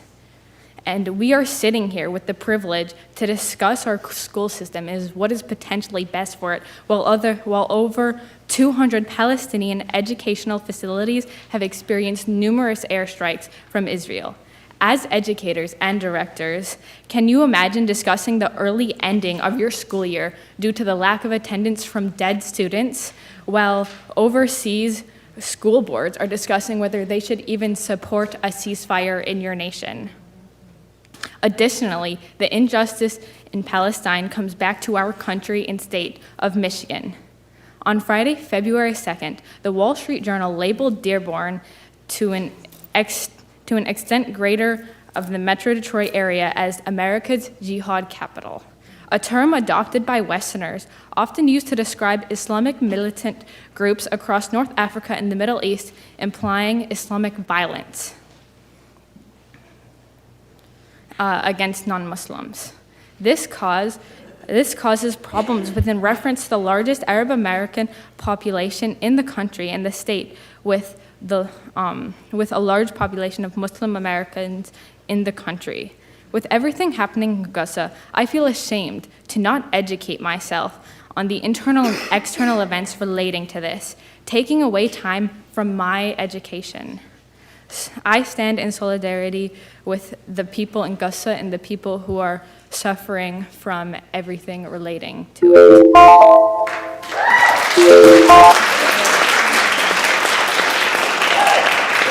Next, we have Anzil Hassan.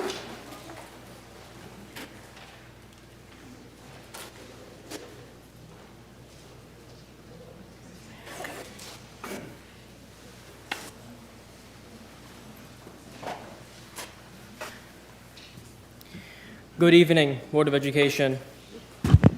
Thank you for giving us this opportunity to voice our opinions and concerns. I am a junior in the IB Diploma program at Farmington High School. I hope you will not take my word lightly. Like many of my peers, I am here to advocate for a resolution calling for a ceasefire in Gaza. The resolution is not calling for blame, hate, or condemnation of anyone.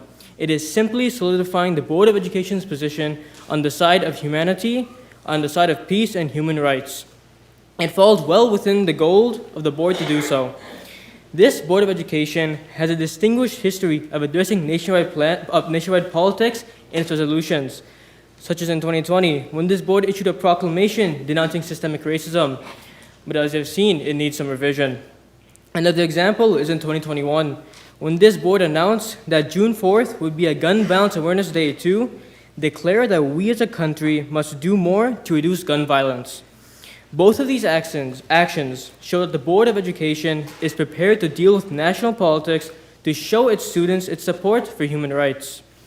By issuing a resolution calling for a ceasefire in Gaza, it establishes Farmington Public Schools as a school district dedicated to championing human rights and presents itself as a safe area for students from all backgrounds. Also, Farmington Public Schools would lead the nation's school districts in advocating for human rights. As some of you already know, Ann Arbor Public Schools recently issued a resolution calling for a ceasefire, making them the first school district in the nation to do so.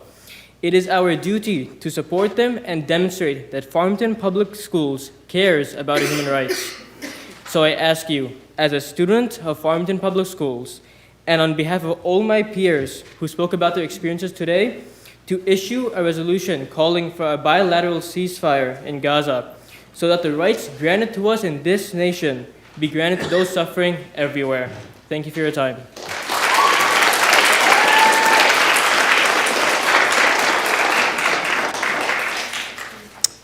Next, we have Sala, last name starts with an A.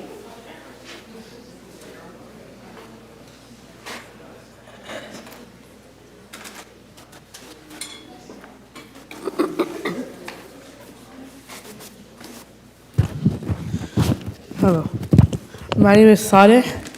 Why I care. I am 13 years old in 8th grade and I go to Farmington STEAM Academy. And I am not from Palestine. I was born in a small town in Iowa. So why do I care about what's happening in Palestine? I care because I value life, religion, education, and family. I recently saw a video of a boy, same age as me, living in a tent and taking care of his 7 sisters and brothers. I imagine myself in his place and thank God for the blessings I have in my life. So when someone asks me why I care, my answer is simple. Because I am human and feel for the children in Gaza. I believe everyone should be safe, taken care of, and receive an education just like me. The superintendent in his welcome letter said that he aims to empower each student to become a thoughtful, contributing citizens in a changing world. Well, our world is changing to the worst, and we should stand up and be thoughtful of all the kids that are suffering and are in pain by calling for an immediate ceasefire. Thank you.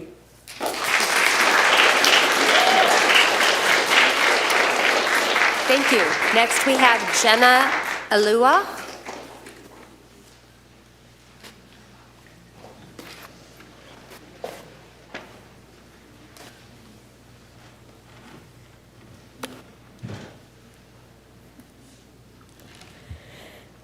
Good evening, respected Forest Public School Board members. I stand here before you a second time to ask that the board pass a bilateral ceasefire resolution to the ongoing genocide in Gaza to ensure all the students in this beautifully diverse district feel a firm sense of safety, security, unification, inclusion, and acceptance. On October 14th, 2023, a landlord in Chicago fatally stabbed a 6-year-old boy named Wadia 26 times because he was a Palestinian.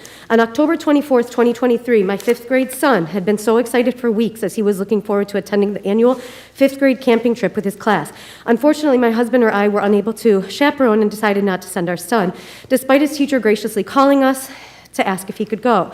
We informed her we didn't feel it was safe in the current climate of events. Our son was devastated and didn't want to go to school the day after the camp, so he didn't hear how much fun everybody had. This literally broke my heart.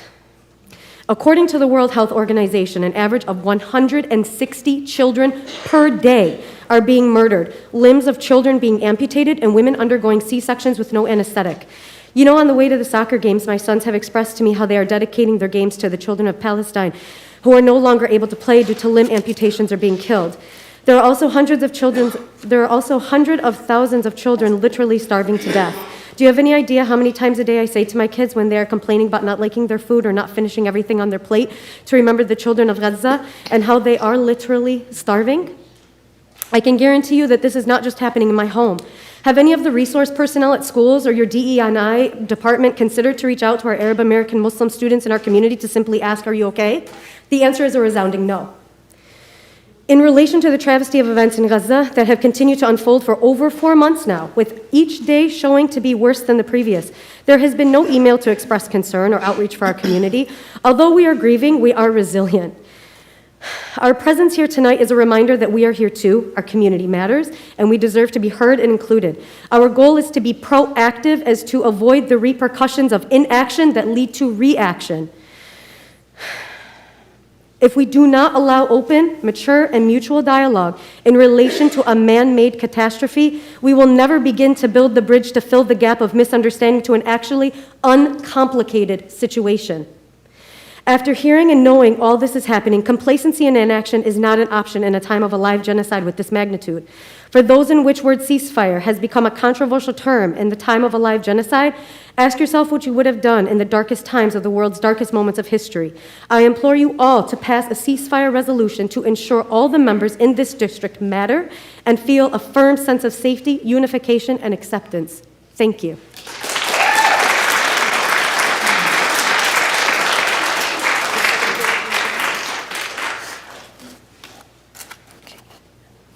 Thank you.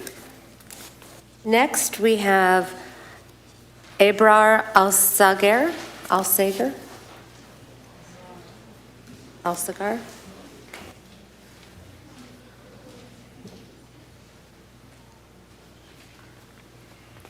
Good evening, school board.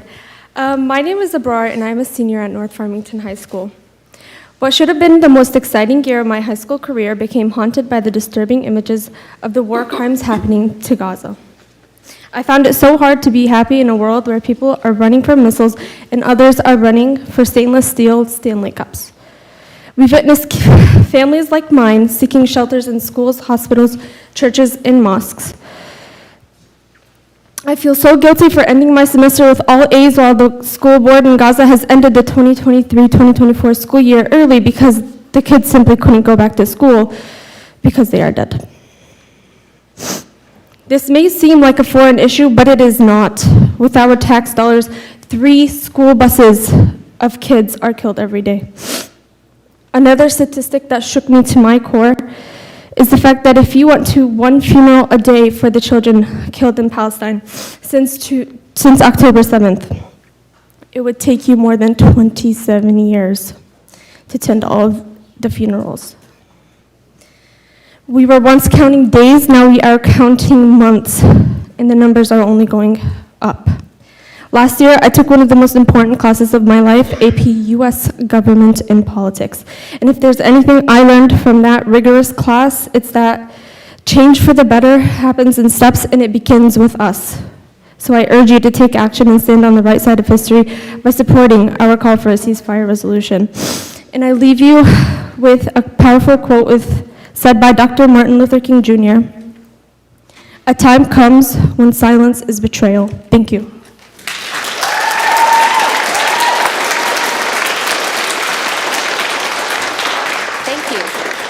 Next, we have Miriam Dukan.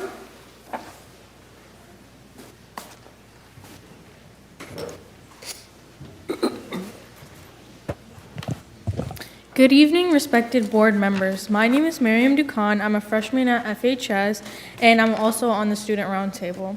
So we were previously talking about diversity, and I would like to add on to that. The ongoing conflict in Gaza has captured the attention of the world, and as responsible members of our community, we must engage with issues that impact the lives of countless individuals. In recent times, the situation in Gaza has escalated, resulting in loss of life, displacement, and untold suffering. As a school board committed to fostering an environment of learning, understanding, and compassion, I urge you to consider taking a stand on this pressing matter by calling for a ceasefire in Gaza. Our schools are not isolated from the global community. Rather, they are microcosms that reflect the diversity and interconnectedness of the world at large.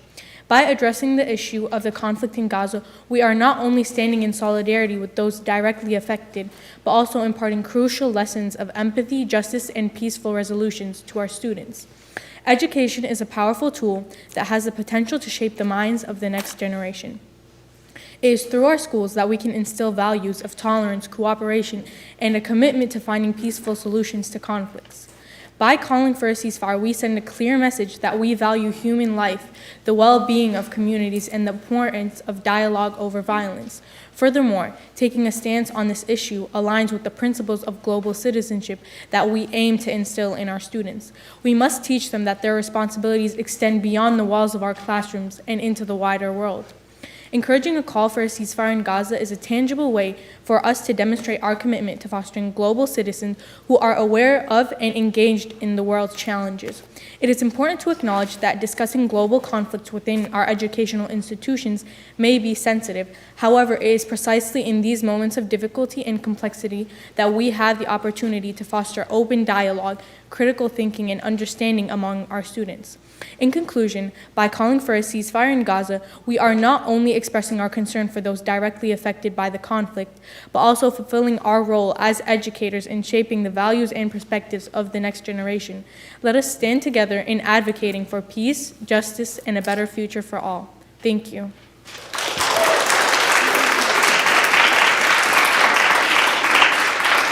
Thank you. Next, we have Zainab Ahmed.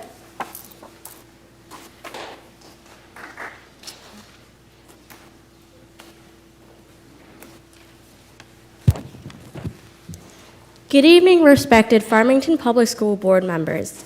My name is Zainab Ahmed, and I'm a junior at Farmington High School. Last year at our school, there were violent threats written on the bathroom walls saying, "Kill all Muslims." Fortunately, our school administration took immediate action regarding this, and our principal, Mrs. Musner, as well as Mr. Greg Smith, the FPS Director of Diversity, Equity, and Inclusion, came to one of our Muslim Student Association meetings to discuss the best possible way to approach the situation. We were very grateful for this quick and effective action on the part of our school administration. But this year, something even larger has taken place that has also threatened the safety of many, including our students. We've all been following the news and know of the tragedies happening in Palestine right now. Not only are innocent civilians, most of which are women and children, being massacred, but also the effects of this are widespread and relate to the student body at our own schools. Because if there were violent threats aimed at Muslim students at our school last year with nothing major to provoke it, it is especially likely that this year, with the rise of global issues affecting minority students, that those threats could be repeated again, and this time they may be more severe than before. Other schools near us have already reported Islamophobic comments towards students at schools. And since this has already happened in our school before, the school board must be proactive instead of reactive and make the decision to support student safety and well-being now before something else happens that can threaten it. Recently, there was also a Wall Street Journal article published containing Islamophobic language, which has made many students feel unsafe. So a ceasefire resolution would reaffirm Farmington Public Schools' commitment to fostering an inclusive and respectful learning environment, ensuring that all students feel safe and valued, not just some. This proactive step would emphasize the importance of countering discrimination among our diverse student population. Because of these reasons, I and numerous other students urge the school board to call for an immediate ceasefire resolution. Our school community prides itself on supporting diversity, equity, and inclusion. So the school board calling for an immediate ceasefire resolution is the only way to uphold these values and protect not only minority student rights, but also human rights as a whole. This resolution would also make it clear that Farmington Public Schools stands for peace, and these hostile ideas and remarks that have been made are not welcome and not acceptable at our schools. Thank you.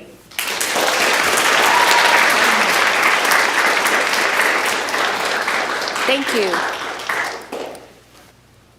Next, we have Zainab Ali.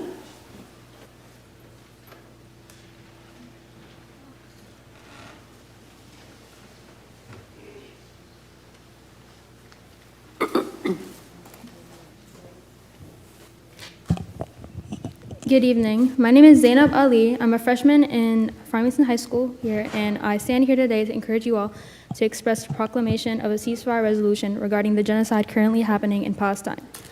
Firstly, I would like to state that even if you cannot directly pass this, the value that your words and your ability to establish a stance have is extremely vast and can ultimately contribute to its enactment. It is our job as global citizens, regardless of ethnicity, religion, level of association, etc., to acknowledge the interconnectedness of the world, how local and global issues are intertwined, and how actions in one part of the world can have far-reaching consequences elsewhere, and to actively promote peace and seek nonviolent resolutions to conflicts. Right now, there's a certain feeling of uneasiness when it comes to speaking on the atrocities being committed in Gaza in school, and it feels very similar to a taboo. It stems from the lack of support we, as students attending Farmington Public Schools, have concerning the matter. Muslim and Arab students feel unsafe and neglected following the heightening of Islamophobia, as shown in so many crimes after the publicity of America aiding to Israel's genocidal acts. Since the start of the contention, CARE, an organization that defends the rights of Muslims, receives 1,283 calls for help and reports of discrimination against Muslims or Arabs between solely October 7th and November 4th, a 216% rise compared to last year. This covers assaults with force, damage to property, and other types of discrimination. The core principles of our society and this district, diversity, freedom, and inclusion, are also jeopardized by the spike, which is endangering the safety of Muslims.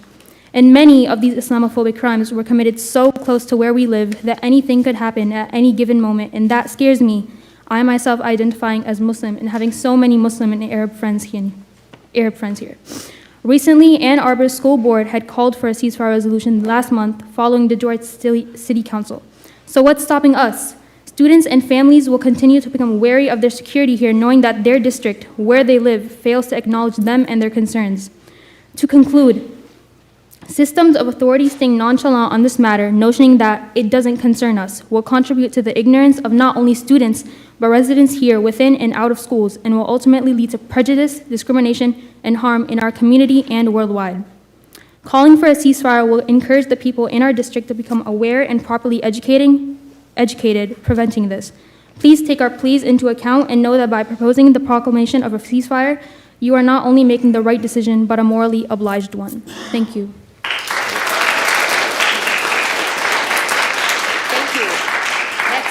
We have Tanzil Asan.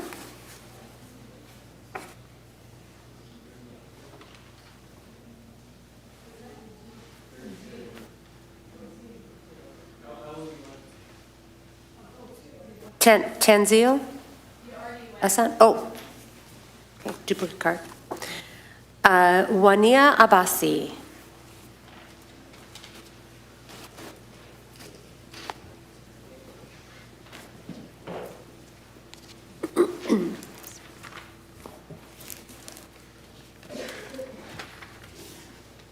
Good evening, esteemed members of the Farmington Public School Board, ladies and gentlemen. I'm Wania Abbasi, speaking as a Muslim student in our school district. As a student, I feel compelled to speak about the recent discussions surrounding the situation in Gaza. While I appreciate the empathy and compassion expressed by our board and superintendent for families affected by this conflict, it's crucial to recognize the deeper impact it has within our own community. For many of us, the conflict in Gaza isn't just a distant news story. It's deeply personal and troubling. The suffering and injustice endured by our own people weigh heavily on our own hearts and minds. The increase in hateful speech and discrimination within our schools, along with the fear of violence and mistreatment, only add to the sense of vulnerability many of us already feel. While I understand that the primary role of a school board isn't to involve itself in international conflicts, it's important to acknowledge our responsibility in creating a safe and inclusive environment for all students. This means addressing the instances of hate speech, discrimination, and violence targeting marginalized communities within our own schools. The recent incidents where students face consequences for expressing solidarity serve as a clear reminder of the urgent need for proactive measures to ensure the safety and well-being of all individuals within our own community. Let's be proactive rather than reactive. Our responsibility as a school board extends beyond just providing education. It involves creating an environment where every student feels welcome and protected, regardless of their background or beliefs. Moreover, we can't ignore the devastating tolls that the conflict in Gaza has taken on innocent lives, especially children caught in the crossfire. This loss demands not only our attention, but also our unwavering commitment to taking action. By advocating for a ceasefire in Gaza, we're not just standing in solidarity with the oppressed, we're also reaffirming our dedication to principles of peace, justice, and compassion. Education isn't just about learning facts, it's about reshaping the values and characters for our future leaders. By addressing this issue within our schools, we have a unique opportunity to instill values of empathy, understanding, and the pursuit of peaceful solutions. In conclusion, I urge the school board to take a clear stance on this issue by calling for an immediate ceasefire in Gaza. Let's show our support for those who are suffering and recommit ourselves to create a community where every student feels safe, supported, and empowered to succeed. Thank you.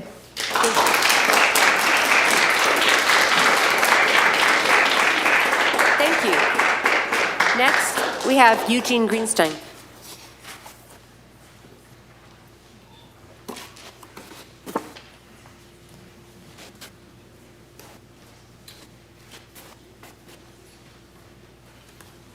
Good evening.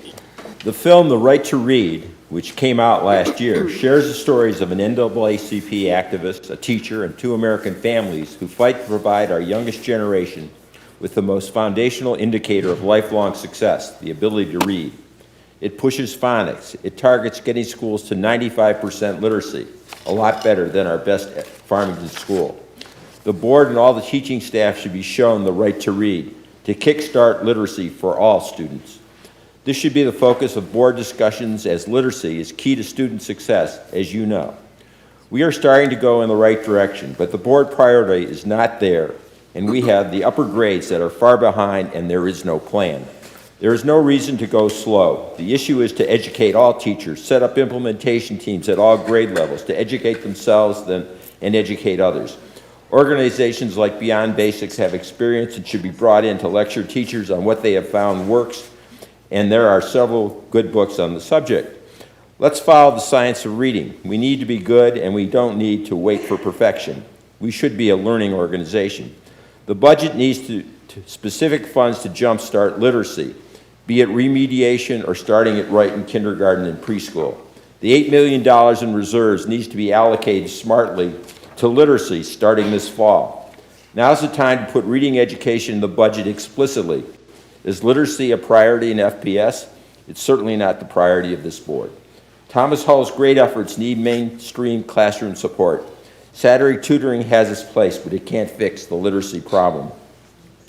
Bill and I will be talking to Dr. Blau on the book she asked us to read together, The Knowledge Gap. Guess what? It's all about phonics plus adding knowledge. Knowledge being vocabulary and context. We can't wait another year. We have Wood Creek with the biggest literacy problems and thus the biggest opportunity to improve. We need to start learning what causes and opportunities are during the rest of this year so we can start running next year across all grades. Frederick Douglass, over 150 years ago, spoke to the importance of reading. For the kids, all of them, let's go. Thank you very much.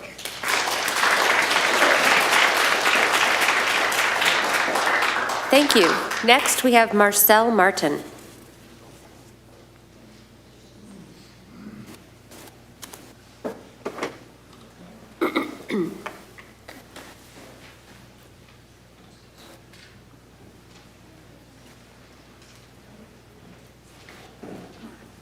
Good evening.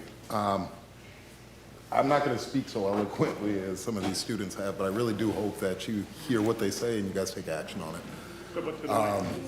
Step up to the microphone. Can you hear me? Now we can. All right, sorry. I won't speak as eloquently as some of these young ladies and young men have, but I really hope you hear what they say. My daughter's a student at East Middle School. She's a track athlete. We're citizens of this community. We're active parents. We're highly engaged in our kids' lives. And the news that came out last week was highly disturbing. I know Drew. His wife is my son's teacher. I think he's a fine man. I think you guys have an accountability problem, and I think you guys have a systemic problem in how you hire contract staff and the checks that your contract staff go through. Governance, compliance is key. That's failed, and you've failed our kids. You need to fix it, and you need to be accountable for it. I'm accountable for my children's actions when I send them out of my house every day. I'm accountable for what they do, and I take that responsibility serious, and it's time you guys take your responsibility to our children serious. No more lip service, no more weak emails. I got an email Friday that was pathetic. I'm mad. 2 instances in 5 months of misconduct with students. That wouldn't happen in Brighton, wouldn't happen in Novi. Why is it happening here? Is it because of the diversity in this room? I don't know. Happy that the reporting mechanism worked and the little girl that was traumatized had a safe space to go out and speak. But why are you guys letting these people get into the district? Do we not? My taxes just went up through the roof, no problem, as long as you guys are getting what you need for these kids. We don't pay you guys enough. We don't pay enough into the system that you can hire competent staff, that we don't face this risk with. I guess the risk is there. I don't have that answer. I'm not an educator. I can tell you all about buying car parts. Fix this. I'll be here next week. I'll be here every week. And come this summer, I'll be here for accountability for your jobs if this isn't fixed. That's the way it is. Please protect our children and the time we entrust them to you. It's not unreasonable. You can't stop every miscreant, but you have a systemic problem. Hold yourself accountable. I hold myself accountable as a parent. I don't think it's too much to ask. That's all I have to say. Thank you.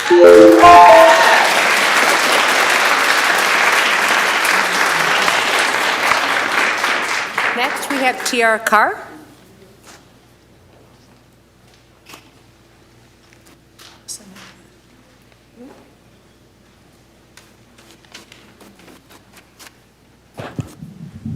Members of the school board, my name is T.R. Carr, resident of Farmington Hills.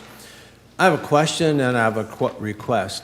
As I ferreted across the websites looking for the position of the Farmington Public Schools on Election Day, February 27th, all indications are that we have a full day of school on February the 27th. At the same time, that is primary election day. Our schools will be open. Full access from individuals who are not attending, not part of, not staff, not parents of residents of the schools. This council has had a strong record of desire for safety for public students, desire for safety for staff, desire for safety for our teachers. I ask, if I'm wrong, that public schools are in fact closed, I would ask that in the name of student safety, in the name of staff safety, in the name of teacher safety, that Farmington Public Schools close on primary election day, February 27th. I have seen nothing about the status of that at this point in time, but to me it does not seem wise to open our schools full access to the public on an election day when young children are present, when staff are present. We need to be safe, and that is not a safe thing. So I'd ask you to take action and do it immediately so that parents can make plans so that our schools will be closed on the 27th, primary election day, so that students, staff, and teachers will in fact be safe. Thank you.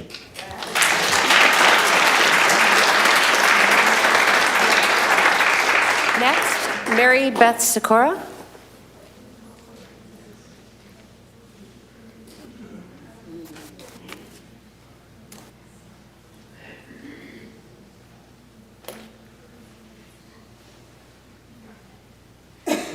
Good evening.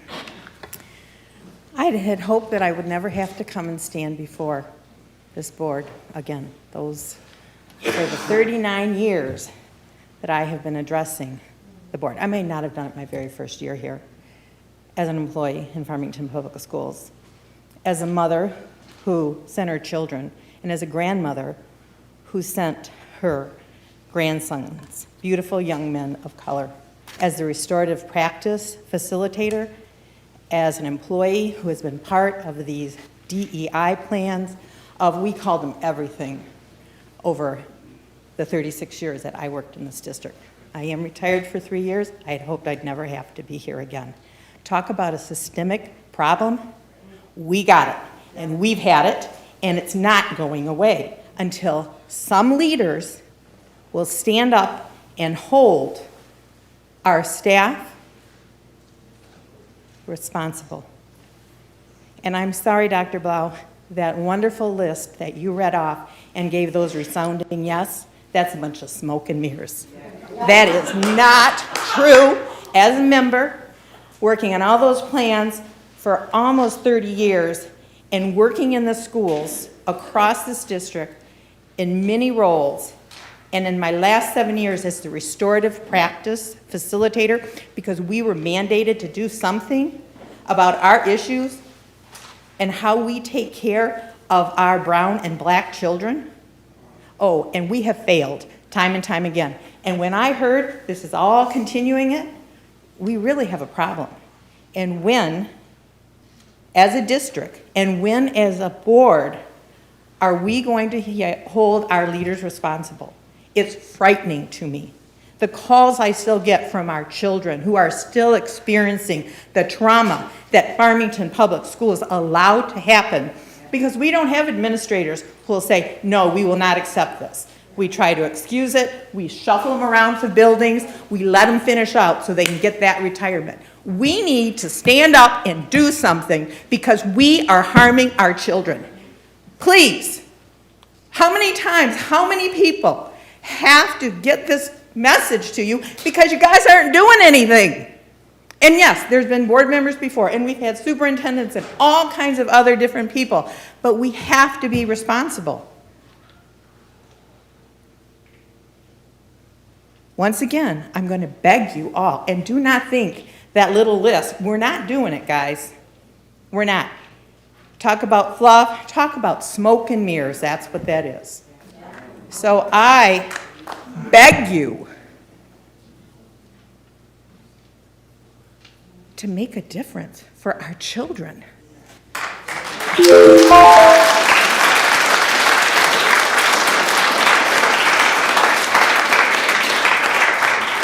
Next, we have Thomas Hull.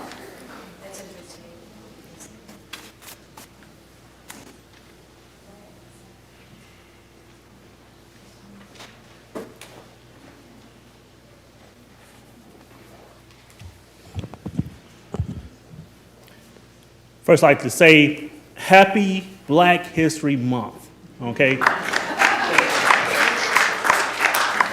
As educators, you are entrusted with the profound responsibility of shaping the minds and hearts of our students. It is a calling that requires sensitivity, empathy, and unwavering commitment to fostering an inclusive and respectful learning environment. Today, I want to address a topic that weighs heavily on our shoulders, the use of the N-word in our classrooms. Let me be unequivocally clear that there is no place for the N-word in our educational spaces, nor in any aspects of our society. Its history is steeped in centuries of oppression, violence, and dehumanization inflicted upon Black communities. For generations, this word has been used as a weapon to demean, belittle, degrade individuals solely based on the color of our skin. As educators, you must recognize the power dynamics at play when we speak, especially within the context of the classroom. Your words carry weight, influence, and potentially shape the perspectives of our students. When you use the N-word, even in an academic or historical context, you risk perpetuating its harm and further marginalizing those who have been its targets. So, some may argue that discussing the N-word in the classroom is essential for understanding history and confronting the realities of racism. While this is true, it is imperative that we approach these discussions with sensitivity, empathy, and deep respect for the experiences of those affected by its legacy.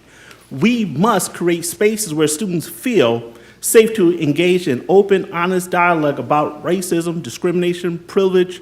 However, this can be achieved without resorting to the use of the word that continues to inflict pain and trauma upon Black communities. Instead, let's prioritize Education that empowers our students to challenge injustice, dismantle systems of oppression, and cultivate culture of empathy and understanding.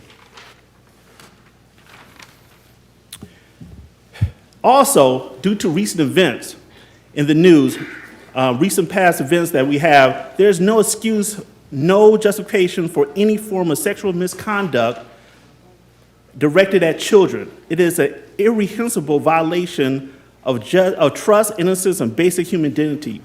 As adults, as guardians of their well-being, it is our solemn duty to shield them from harm and to nurture an environment where they can flourish without fear. Background checks are not enough. The district needs to enforce and implement child protection training on an ongoing education, along with mental competency evaluation, no private texting or social media without parents included. Thank you.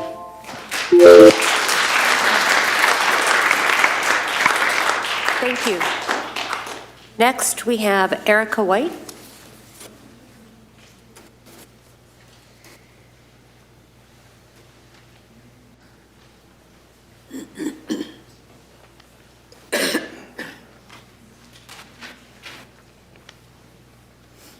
Good evening. My name is Erica White. I'm the parent of a second grader at Wood Creek. I am here because I was extremely disturbed by the things that I've been hearing, the N-word being used, the sexual misconduct. I am here to ask that we do better for our children. They are our everything. We are entrusting our kids with you.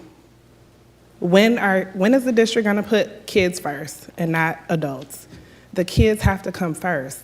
We have to feel that our kids are going to be safe, that they're going to be seen when they're at school. If that doesn't happen, that is the demise of the district. If we don't get this together quickly, we're just going nowhere fast. I just really want to express some of the same things that everyone else has been saying about accountability. One thing that came to my mind was, if there are teachers and people that are so bold to say the N-word, think of all the others that are thinking it and just haven't said it. But yet their actions are probably making those students feel less than, not seen, not valued. So we really, I'm asking for accountability. I'm asking that the teachers, the staff be held accountable. I'm asking that we start to put our kids first. They are everything to us. The kids are everything. So we have to do better by them. That's it.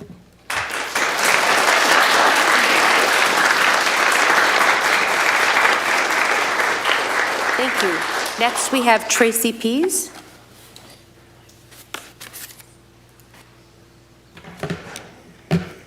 Hello, my name's Tracy Pease. I am the founder and president of Allies Becoming Co-Conspirators for Justice. I had a parent reach out to me last week, and this was for the incident at East Middle School, about white educators going ahead and using the N-word. And I couldn't believe it when I heard it, so I had to do some digging. And I could go all the way back to 2008. This isn't something that is new. It goes back 15 years. And then I had to wonder, now what is going on? Where is that fundamental breakdown? There has to be a breakdown somewhere.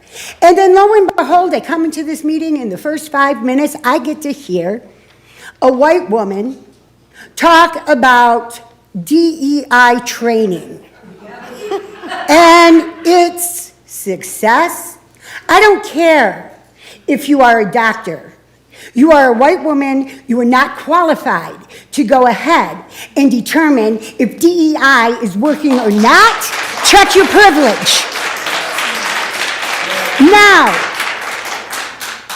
it is not lost on me either that we have 4 black members of the school board. You are the majority. Why is this still happening?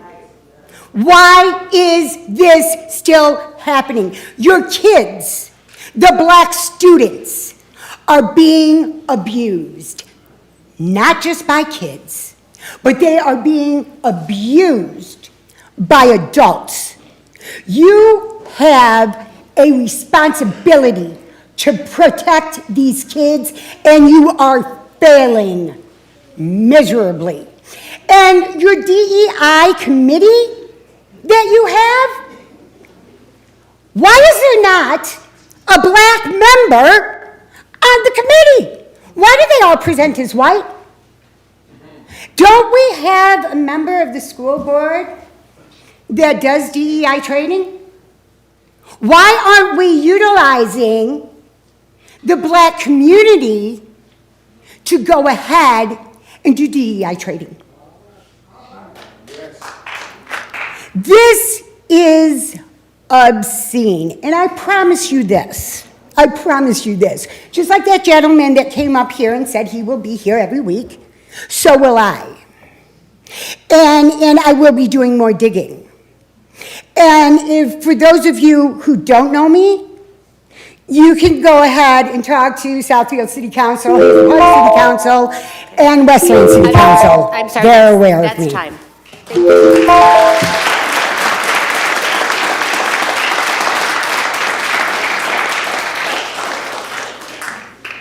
To expedite this process without reducing the amount of time each speaker has, I'm going to read the next person up and the next person behind them so that you can get ready. The next person is Lalana Townsell, and after that we'll have Don Cohen.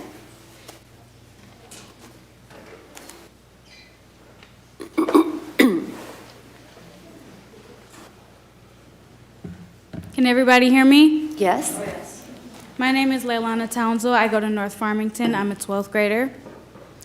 Farmington Public Schools administration must actively implement a zero-tolerance policy for bigotry and approve a call for a ceasefire.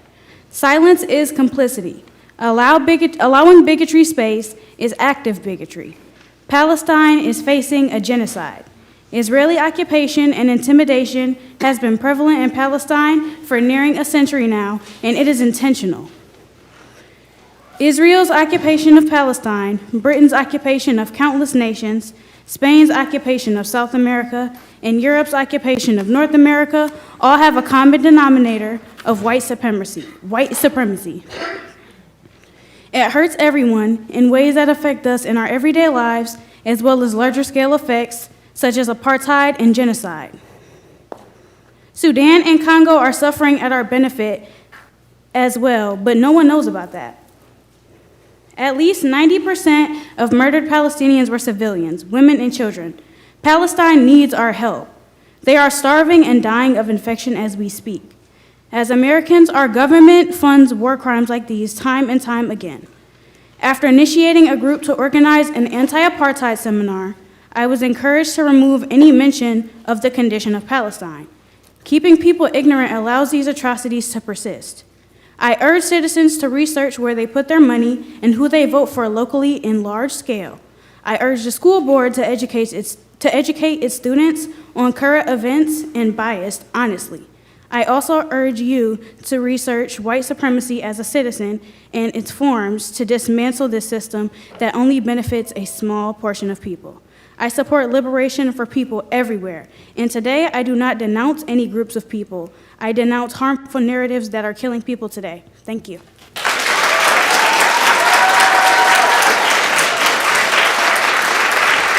you. After Don Cohen, we will hear from David Villar. Yes, my children both graduated from Farmington Public Schools, and we live within the district.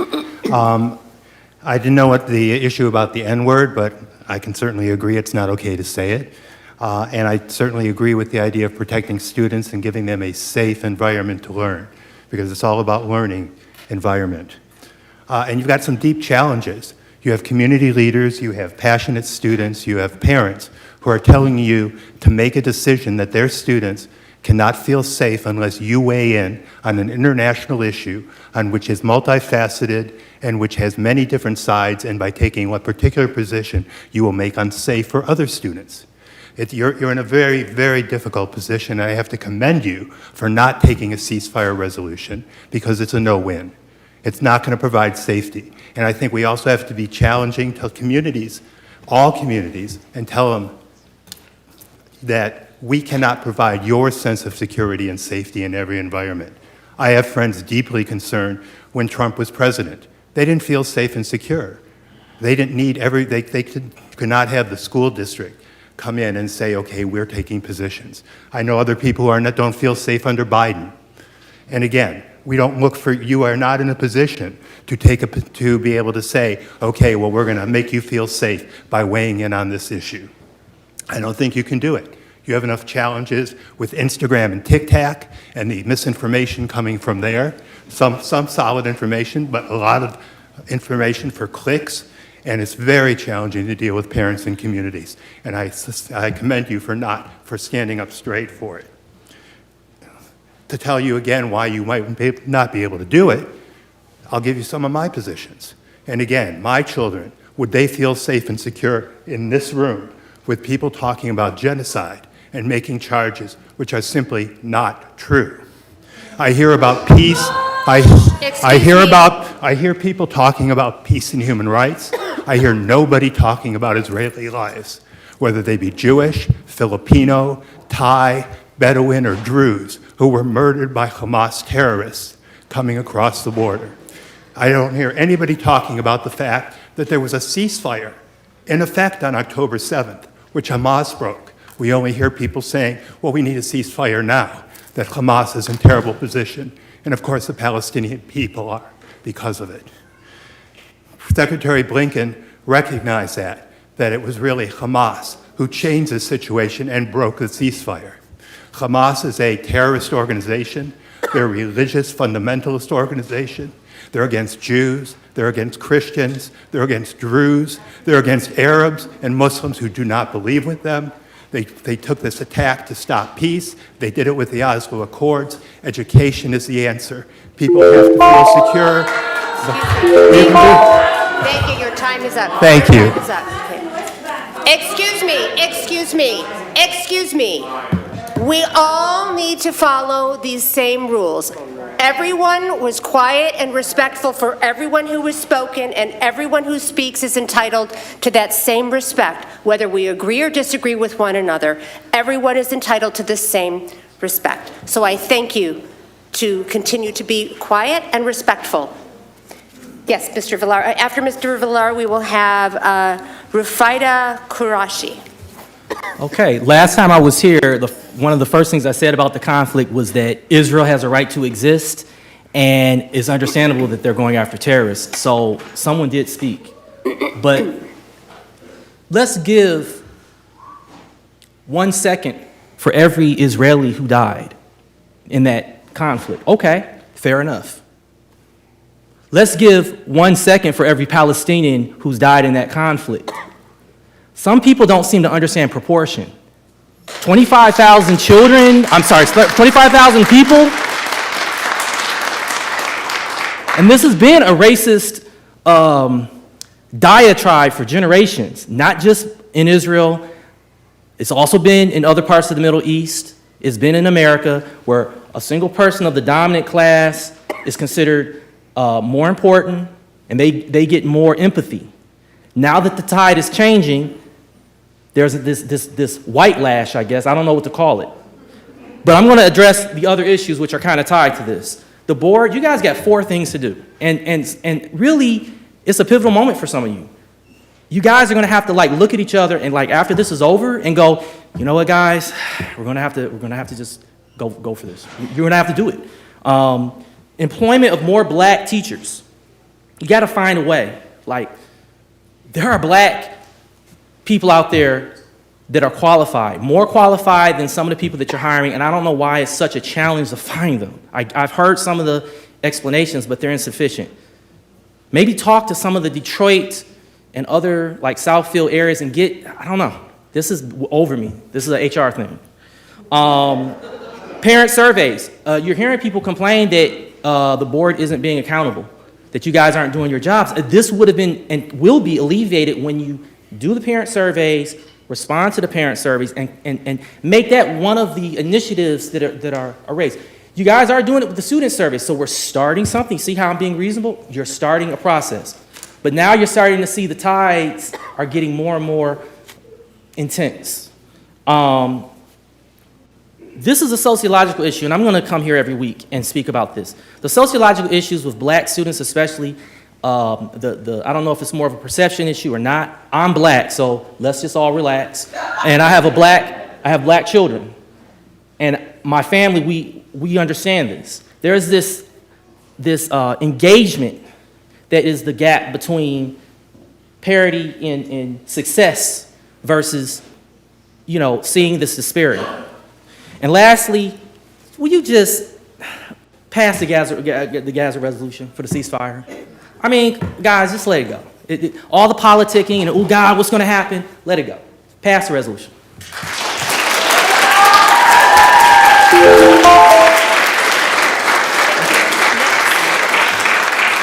Next, we're hearing from Rafeda Karashi, and after that, Joseph Person. Good evening, respected Farmington Public School Board members. My name is Rafeda Qureshi, and I am a senior at Farmington High School. I've been attending Farmington High School since my freshman year, and I have enjoyed every aspect of it. I've met so many amazing people, bonded with teachers, and received a high-quality education. However, in these 4 years, with the ongoing humanitarian crisis taking place in Palestine, as I am updated with more and more horrifying news every day, there was not a single voice raised by teachers or administrators, no listening circles provided, and no expression of concern for our endangered brothers and sisters in Gaza. Nothing was ever done for students who are deeply affected by this.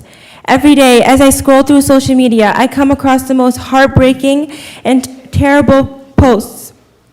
I look at my life, and I look at myself and my life, and I just think, how can I be so calm and happy when thousands and thousands of people are dying every single day? I look at the people around me at school and just wonder, how do these people just not care? How can my teachers, whom I respect and love so much, even teachers with the kindest hearts, just not care? It hurts me and shocks me that this genocide can be ignored and desensitized so easily. Just yesterday, I was scrolling on Instagram and I saw a video of a mother pleading to the world to help find her daughter's dead body that had been dug up and was missing for the past week. Tears filled my eyes as I put my phone aside. I felt horrible doing it, but I just couldn't gather the courage to watch any more videos. Sometimes I feel like I may even be getting desensitized myself to these videos, as I see it every day, and it makes me feel so guilty. I want to do anything and everything I can to help pass a decision to call for a ceasefire, and I will not stop until we succeed. Additionally, as a senior, I wanted to use a quote about Palestine as my senior quote. I felt that it would be a perfect way to show a part of my identity and also show my voice and stance on the situation. However, I was told that I was not allowed to use this quote as it may have anti-Semitism associated with it. Now, being an IB student, I've done enough quote analysis to be able to analyze my quote. I didn't understand why I couldn't use it, and it really upset me. I couldn't do anything about it, however, as I was afraid it might cause problems and even jeopardize my grade. I was told to choose a different quote. I grew up repetitively learning that I can have a voice in this country and I can stand up and speak about my concerns. The First Amendment of the Constitution states, Congress shall make no law abridging freedom of speech. I was taught this every school year, first grade till this year of high school. Sorry, that's time. Thank you. Thank you.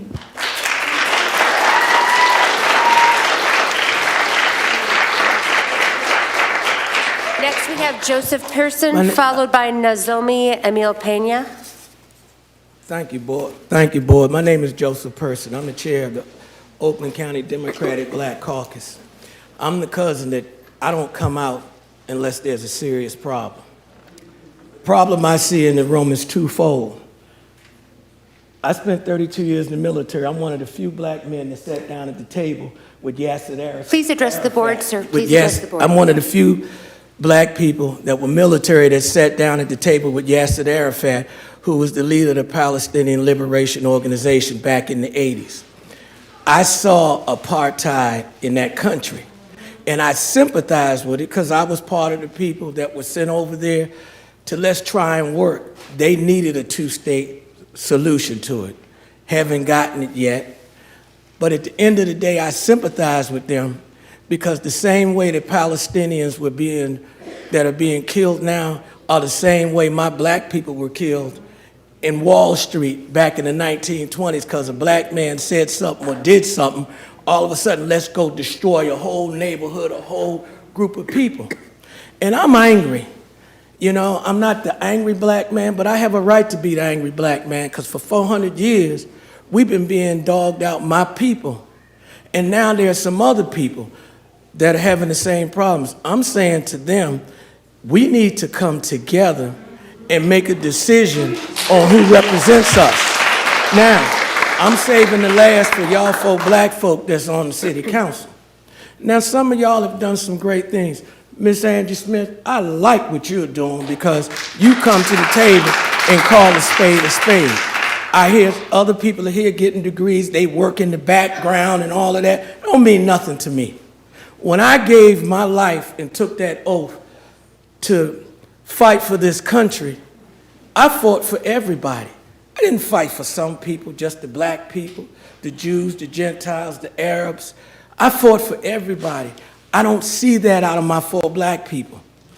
And let me explain something to you. That gentleman that spoke that said he's coming to the table to run for office, ladies and gentlemen, I have gotten behind 37 people that ran for office. My record speaks for itself. Go look in Oakland County who I am. I've won 31 elections out of 37. Some of y'all won't be here. And I'm getting on board with Miss Tracy Pease, who was talking about it, the gentleman. Some of y'all got to go. And whoever is getting a degree, if you have to work in the background and go get your degree, if that's more important than my black children and these Arab descent children, you need to go.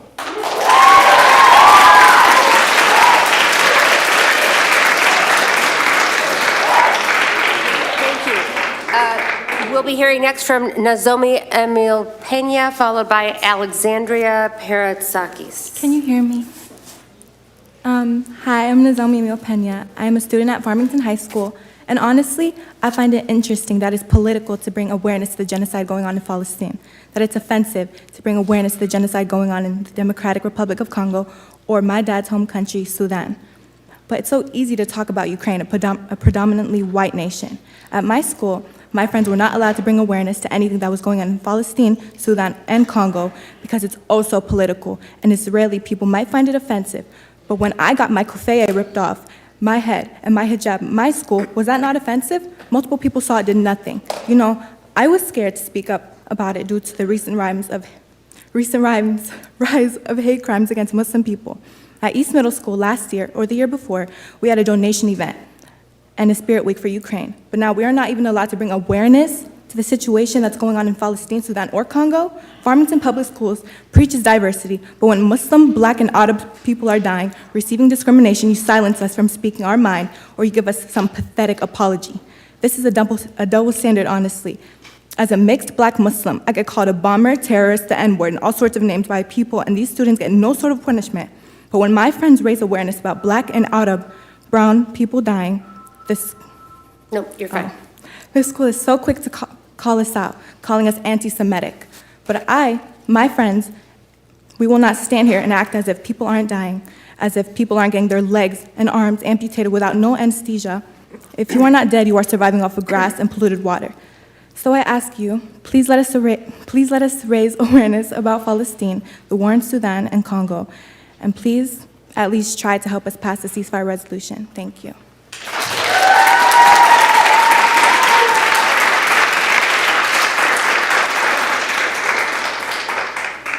After Alexandria Paratsakis, we'll hear from Melina Paratsakis. Good evening, respected board members. My name is Alexandria Parasakis, and I am a Palestinian Greek American and a freshman in high school. Last time I was here, I asked you all to make a proclamation calling for a ceasefire. The email that I received said otherwise. In that email, I understood that you reached out to other districts, but in the end deemed it unnecessary and it was out of your power to do so. And I'm here to tell you, you are wrong. Don't undermine your power to help others. I don't see what is controversial when asking you for the call to an end of a genocide, using your power that you have been given to help the people around you. Not all of us have a voice like you, so I'd advise you to use it wisely. I'd also would like to urge you all to be proactive, not reactive. Don't wait for something bad to happen and you can't go back and fix it. When I went to Forest Elementary, I was bullied for being Palestinian. I would like to have the reassurance that my school board is supportive of me. So if that ever happens again, I know where you stand. Now, in high school, I have been censored for talking about my identity. Why should I be? When are you going to take a stand and use your power? When? You need to take a stand and end this genocide. I am using mine by coming to you and urging you to put this most urgent matter at the top of your to-do list and call for a ceasefire. How many more innocent civilians enough for you to be lost for you to use your power? The correct answer is none. You should have already been using your power to end it. Calling for a ceasefire gives your students, Palestinian or not, reassurance that you have a backbone and you're willing to use your power to call for justice everywhere, whether it is regarding one of your students or students internationally. You mentioned today that this school district has been defunded and your literacy scores are going down. Where's the money going? It's going to Israel. We need that money, not Israel. Next week, our government is going to send $17 billion of aid to Israel. America needs that money. When are you going to stand up and use your voice and call for justice? When? I implore you to use your power and call for a ceasefire. This genocide needs to end. Know that in my book and many others, if you don't condemn and use your power to end this genocide, then you're just as complicit as a war criminal, Prime Minister Netanyahu, President Biden, and Secretary Blinken, with the blood of the innocent on your hands. Please call for a ceasefire. Thank you for your time.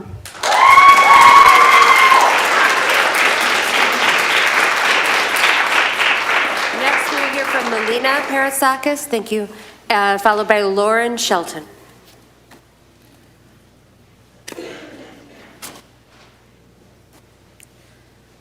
Good evening. My name is Melina Parasakis, and I'm also a Palestinian Greek-American teenager. I'm here to ask you to call for a ceasefire. If you have to stop and wonder why, there's something seriously wrong with you. You sent an email to all of us saying that you couldn't do anything at all. Is it really outside of your jurisdiction? Is it really unnecessary to call for a ceasefire? We're not asking you to negotiate with Israel to stop this disgusting genocide or to drive humanitarian trucks into Gaza. All we're asking is that you take a stance and acknowledge that we need a ceasefire in Gaza. 85% of the population has been displaced, which is 1.8 million people, and they are at risk of dying from disease, the carpet bombings, and starvation. With all the threats and terrorist comments that my fellow Muslims and Arabs receive, we would all feel better if you take a stance on this very serious matter. 30,000 people have already been murdered. Do we have to wait for another 30,000 people to die before you show us that you say no to a genocide and yes to a ceasefire? Show us that you hear us by sending us a real email that shows us that you understand and care, and that you pass a resolution that calls for a ceasefire. That you want an end to the senseless slaughter of innocent Palestinians. Because if you don't call for a ceasefire, and if there's anyone in this room that doesn't want a ceasefire, then you need to go home and get your head checked.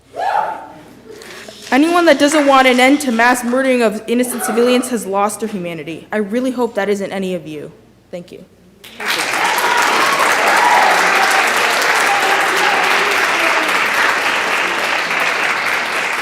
We have Lauren Shelton next, followed by Kama Patel. Is Lauren Shelton not here? Lauren Shelton? Okay. Kama Patel, followed by April Brooks. Kama's not here either? Kama Patel? No? Okay. Hello, my name is April Brooks Young. I know I'm going to go on and speak from the heart and read from the hip. This is going to be short and sweet. Hello, my name is April Brooks Young. I am a PTA member and a mother of a 5th grader in the district. And so my question is, as a parent and a community member, why do we keep coming back to this place? I've asked myself that, and now I'm asking you. And so is it because our concerns are addressed with fluffy surveys, hollow DEI statements, DEI positions that act as placeholders with little or no action, roundtables that have little or no action that go nowhere? Or is it because of how issues are addressed with staff? They're allowed to resign, they're allowed to transfer, or they're discussed behind doors with board staff with little or no action. Again, I ask myself and I ask the board, why do we keep coming to this place? When will things change? When will there be some accountability? Because I can tell you, if you're not accountable, then you're complicit.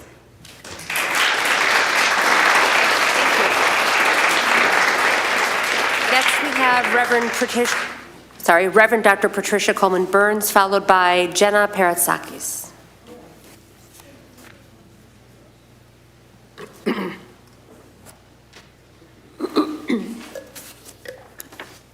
I need a little more time to stretch out these legs.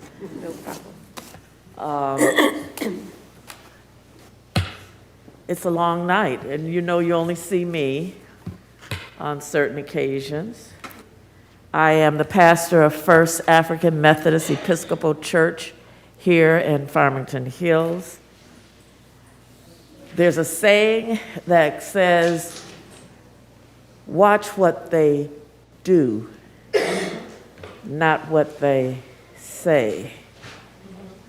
And Maya Angelou says, the first time they show you who they are, believe them. I pulled out my notes from January the 11th, 2022, and they say the same thing. Who are you listening to? Whose voices do you hear? We came out in 2022 asking you to support a program of diversity, equity, and inclusion, because y'all had pulled it down. You pulled it down because you were listening to voices that weren't ours. And you did the fanfare, and we asked you to put it back up, and you didn't. We asked you to put forward an agenda around diversity, equity, and inclusion, which would deal with all of these issues as you listen to the diverse voices of the people in the community you serve. You know, I have several concerns. I'm a voter. I vote for people that sit on these boards, and then I look at the committees that you're on. And the people that I have supported are not on the committees that will do the work. Number one, look at what you're doing. Whose voices are you listening to? Number two, I was part of the community committee looking for the new, and I'm running out of time, superintendent. That message never got to you all. I had concerns then and I have concerns now. Finally, I asked and supported an assistant superintendent of DEI, and that position has been reduced to a director. That is unacceptable. That is a slap in the face of the community that has struggled and elected and put you in place. Please correct what is going on here. And it is in the process of listening to the voices of the people. 50 years I've been in education. I'm sorry. 50 years.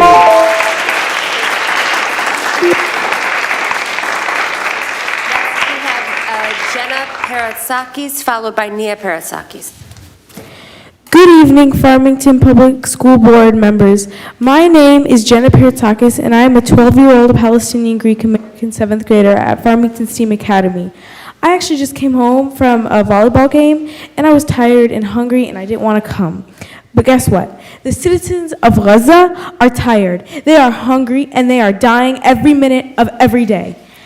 So it doesn't matter how hard I worked in volleyball or how tired I am. I know that kids my age halfway across the world are being bombed and they don't have a house to come home to. I fail to understand why I was told by this school board that it isn't within the purview of the Board of Education to weigh in on international geopolitical conflicts. This is not an international conflict. This is a genocide against the Palestinians.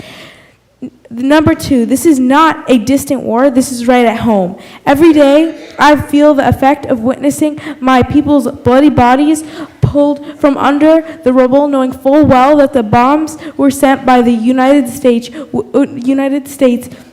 which is over $3 trillion in debt. I feel awful every day going to school after seeing sickening Instagram reels that show reality and then walking into class and watching biased CNN 10. I cannot stand the way my teachers and classmates tiptoe around the subject like it is forbidden when lives are being lost every minute. I can't fathom not supporting a ceasefire because that is the least we can do. Farmington Hills alone sends $1,303,497 to Israel while we have homeless in our city. I'm sick and tired of hearing FPS say that they are providing support for families affected by this ethnic cleansing because you can't overcome trauma when the cause of it is ongoing. The only logical solution at this point is to call for a ceasefire. We don't want your empty words any longer because they have never saved lives. We want a ceasefire proclamation and we won't quit until we get one.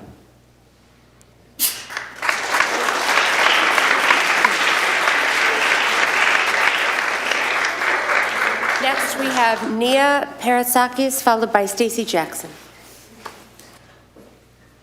Good evening. I want to start off by saying thank you to the community. Thank you, God bless you all for being here in solidarity with the Palestinian people. Whether we get the board to listen to us and take us seriously or not, this is huge. This is huge, and I appreciate all of you. I am so proud of every single one of you. Please address the board. Thank you. I am so proud of the youth that I've seen here today, the Palestinian people, the American, Arab American people, the brown people, the black people are going to be okay in this country. You know why? Because the youth are eloquent, they're strong, they're resistant, they're highly educated and highly intelligent. I'm sitting here listening to this awful incident that happened in our school district, and it brings me back to what? One, I came here when I was 7 years old. I was born in this country, but I lived in Jerusalem. Came back, and even though I skipped second grade in Jerusalem, where the education is a much higher level than here, I get called stupid by a teacher's aide. Guess what? I'm 53 years old and it still has stuck with me. So this N-word is traumatizing and needs to stop. That's number one. And let me tell you something. This district, I believe, sadly hasn't changed much. 9/11 happened and my son at the time hid in the bathroom all day at Power Middle School because an art teacher of all people, as if she's educated in politics, was talking about how the Palestinian people were celebrating 9/11 when the Palestinian people had nothing to do with it, okay? The oppressed Palestinian people for the last 100 years under the Israeli brutal occupation had nothing to do with 9/11. Yet my 7th grader, my only son, was hid in the bathroom all day because he was afraid of the racist remarks she's made. Nothing's changed. Okay? Fast forward to last May, okay? My 11-year-old was told, you can't talk about Palestine in school. You can't talk about, that's her identity. She's proud of being Palestinian, so are we.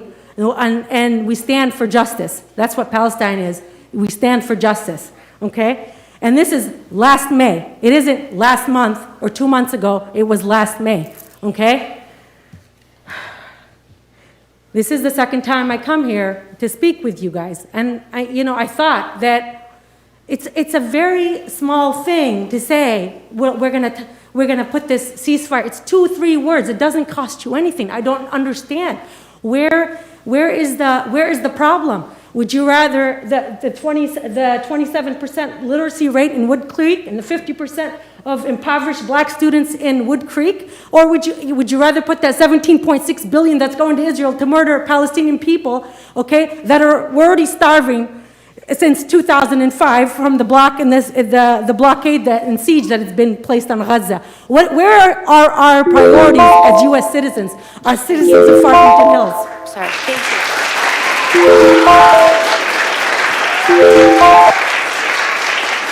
Next, we have Stacy Jackson, followed by Aiden Cummins. Good evening. My name is Stacy Jackson. Who I am in this moment is not important. Who I came to represent tonight is. I'm here tonight to represent and support and stand in solidarity with every parent, every teacher, every student who is feeling marginalized, disenfranchised, disrespected, and discriminated against across Farmington Public Schools. I am outraged to hear that the concerns that are happening in reports that are coming up as of recent aren't new. I am equally disgusted to hear that there are reports that just before the pandemic, that this school board or this school had to convince a social studies class not to host slavery simulations. That a child of African American culture, after those simulations, would be whipped with a rope during gym class. When I say to you, upon hearing that news, that it took every tribal ancestor that I could muster not to come up and take this podium and demand action from this school board, I tell you it is true.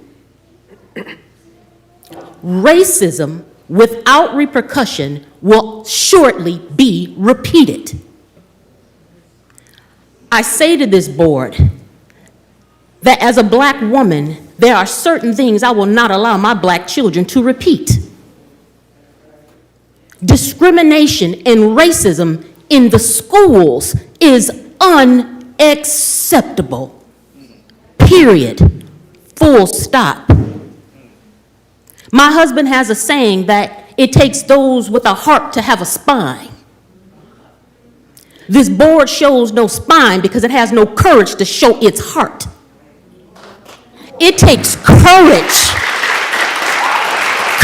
to stand, to support and respect and fight for those who do not look like you, who do not worship like you, who do not share your gender community. Education is and always will be the great equalizer that levels the playing field for all.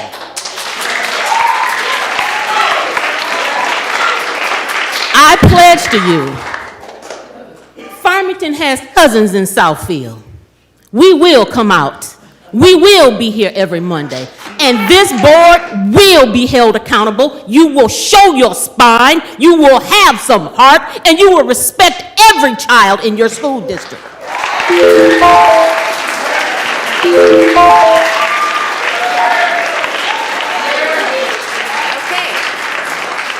We have Aiden Cummins.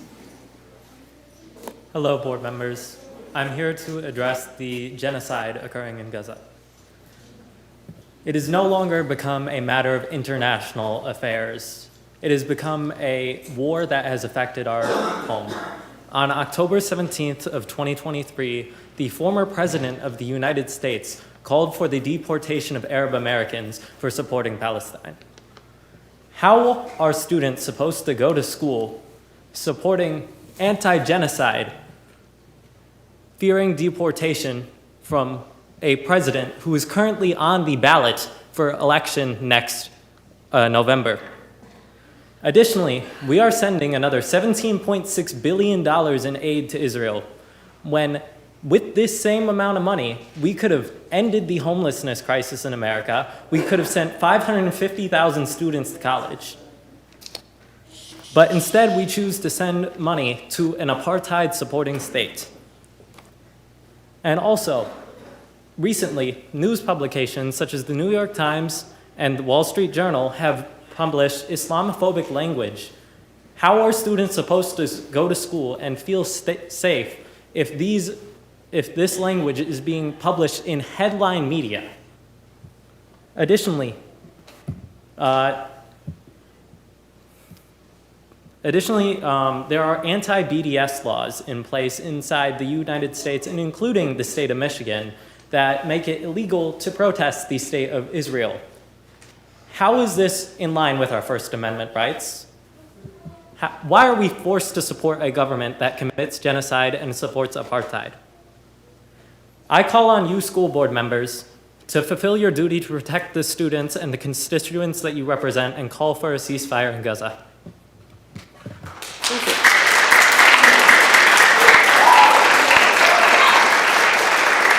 Is there any further public comment?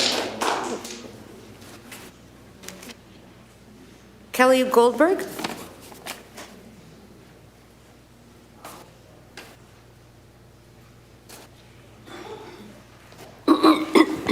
Good evening. I'm Kelly Goldberg. I'm the parent of 3 Farmington public school graduates, and we've lived in Farmington Hills since 2002. In 2 minutes, I can't begin to convey the number of incidents over the years between children being called the N-word, between a school administrator referring to cheerleaders as hookers in 2018, children being assaulted, children being groomed, and I've come to this podium time and time again and begged for appropriate screening, appropriate orientation for new employees in a culture of respect, keeping our children safe. But I have to come back to this latest incident at East because I don't think these, what appear to be separate categories, are really separate. Children are not being prioritized. Their safety is not being prioritized. There is a good old boy culture. There is a sense that protecting adults and protecting their livelihoods is more important than keeping our children safe. And you censured the one school board member who consistently stood up and called this out. You censured her, you wanted her silenced. And finally, the community pressured you enough to lift that censure. So there has been a school board member who has been accountable and who has listened, and you have consistently tried to shut her down again, just as your predecessors pressured other school board members who rocked the boat and who wanted to present something other than Mayberry. This is not Mayberry, and maybe it's going to take someone starting a Title IX investigation and other kinds of investigation to bring you to account. There were more students tonight than adults who spoke. And they're telling you they don't feel safe. I'm grateful my kids are out of school because you can't do anything to me. I actually held my fire a lot while my kids were in school because I was worried that someone would reach out to their teachers or counselors and not give them the letters of recommendation. Well, people spoke up for my kids. I'm here to speak up for everybody's kids, and I hope that you will take your oath seriously and that you will finally start enacting what you were elected to do. Thank you.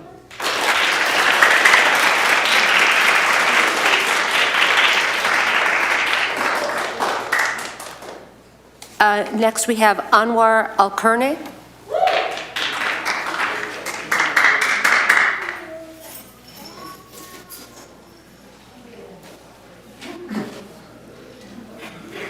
Good evening, board. My name is Anwar Al-Kurne. I'm 28 years old. I spoke at the last meeting talking about the issues in Palestine. And I talked a lot about former students, former teachers who would come up to me and they would address the issue while I was in school at North Farmington High School 10 years ago. And since the last time I talked here, I reached out Could we to have quiet in the house, please? to Thank you. some former classmates, some former teachers, and I told them that we were talking about this issue here at the meetings, and a lot of them, I mean, the smiles on their faces, just knowing that we were talking about this issue and knowing that there was a voice to be said and about the topic, and I think when it comes to this injustice, you know, a lot of people say, oh, well, it's so far away, how does it impact us here? And I think just when you see any injustice, you basically have the 3 steps, which is you can, you know, hate it in your heart when you see an injustice, something that's evil. You can say something, you know, use your voice, and you can do something physically. And because it's far away, we can't physically maybe do something, but we can say something. And I think when you say something, it's going to affect, like I said, the students that were maybe already graduated in the past, the students that are here now, and the students in the future, so they know that this board said something, they stood up, they took their positions, it wasn't unsure, it wasn't unclear, and the students in the schools can feel safe and they can feel proud that this is their board and this represents them, and the community knows that they represent them and their opinion. So that's it. Thank you. I appreciate letting me talk. Thank you.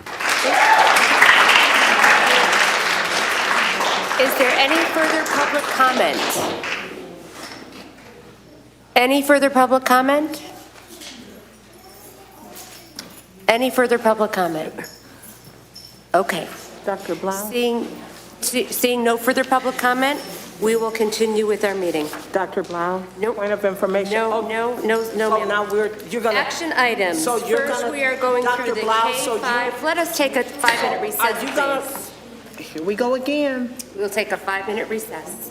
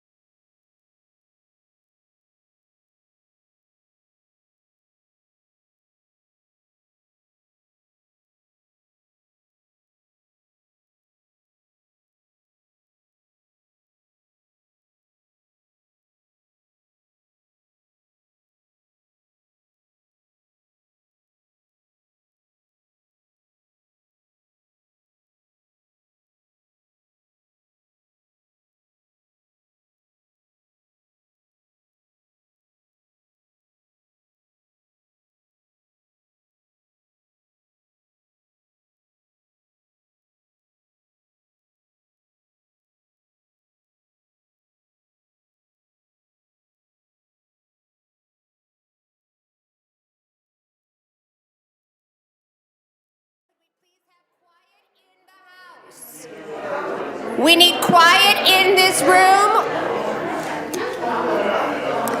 We are calling this meeting back to order. Please, we need quiet in the House to continue our meeting. Thank you. If you wish to continue your conversations, you'll have to do them outside of this room. Thank you. Okay, next we are moving on to action items.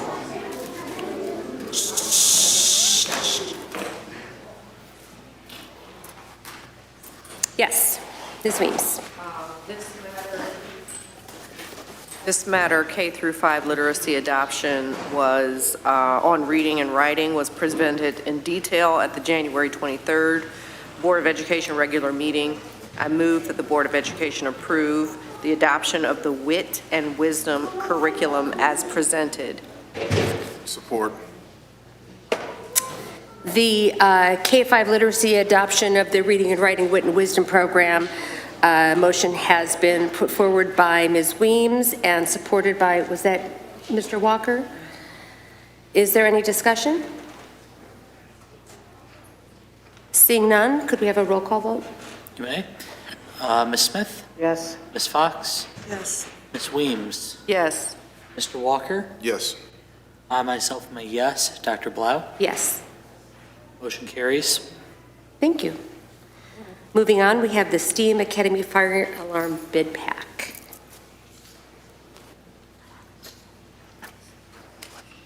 Anyone? Yes, Ms. Weems?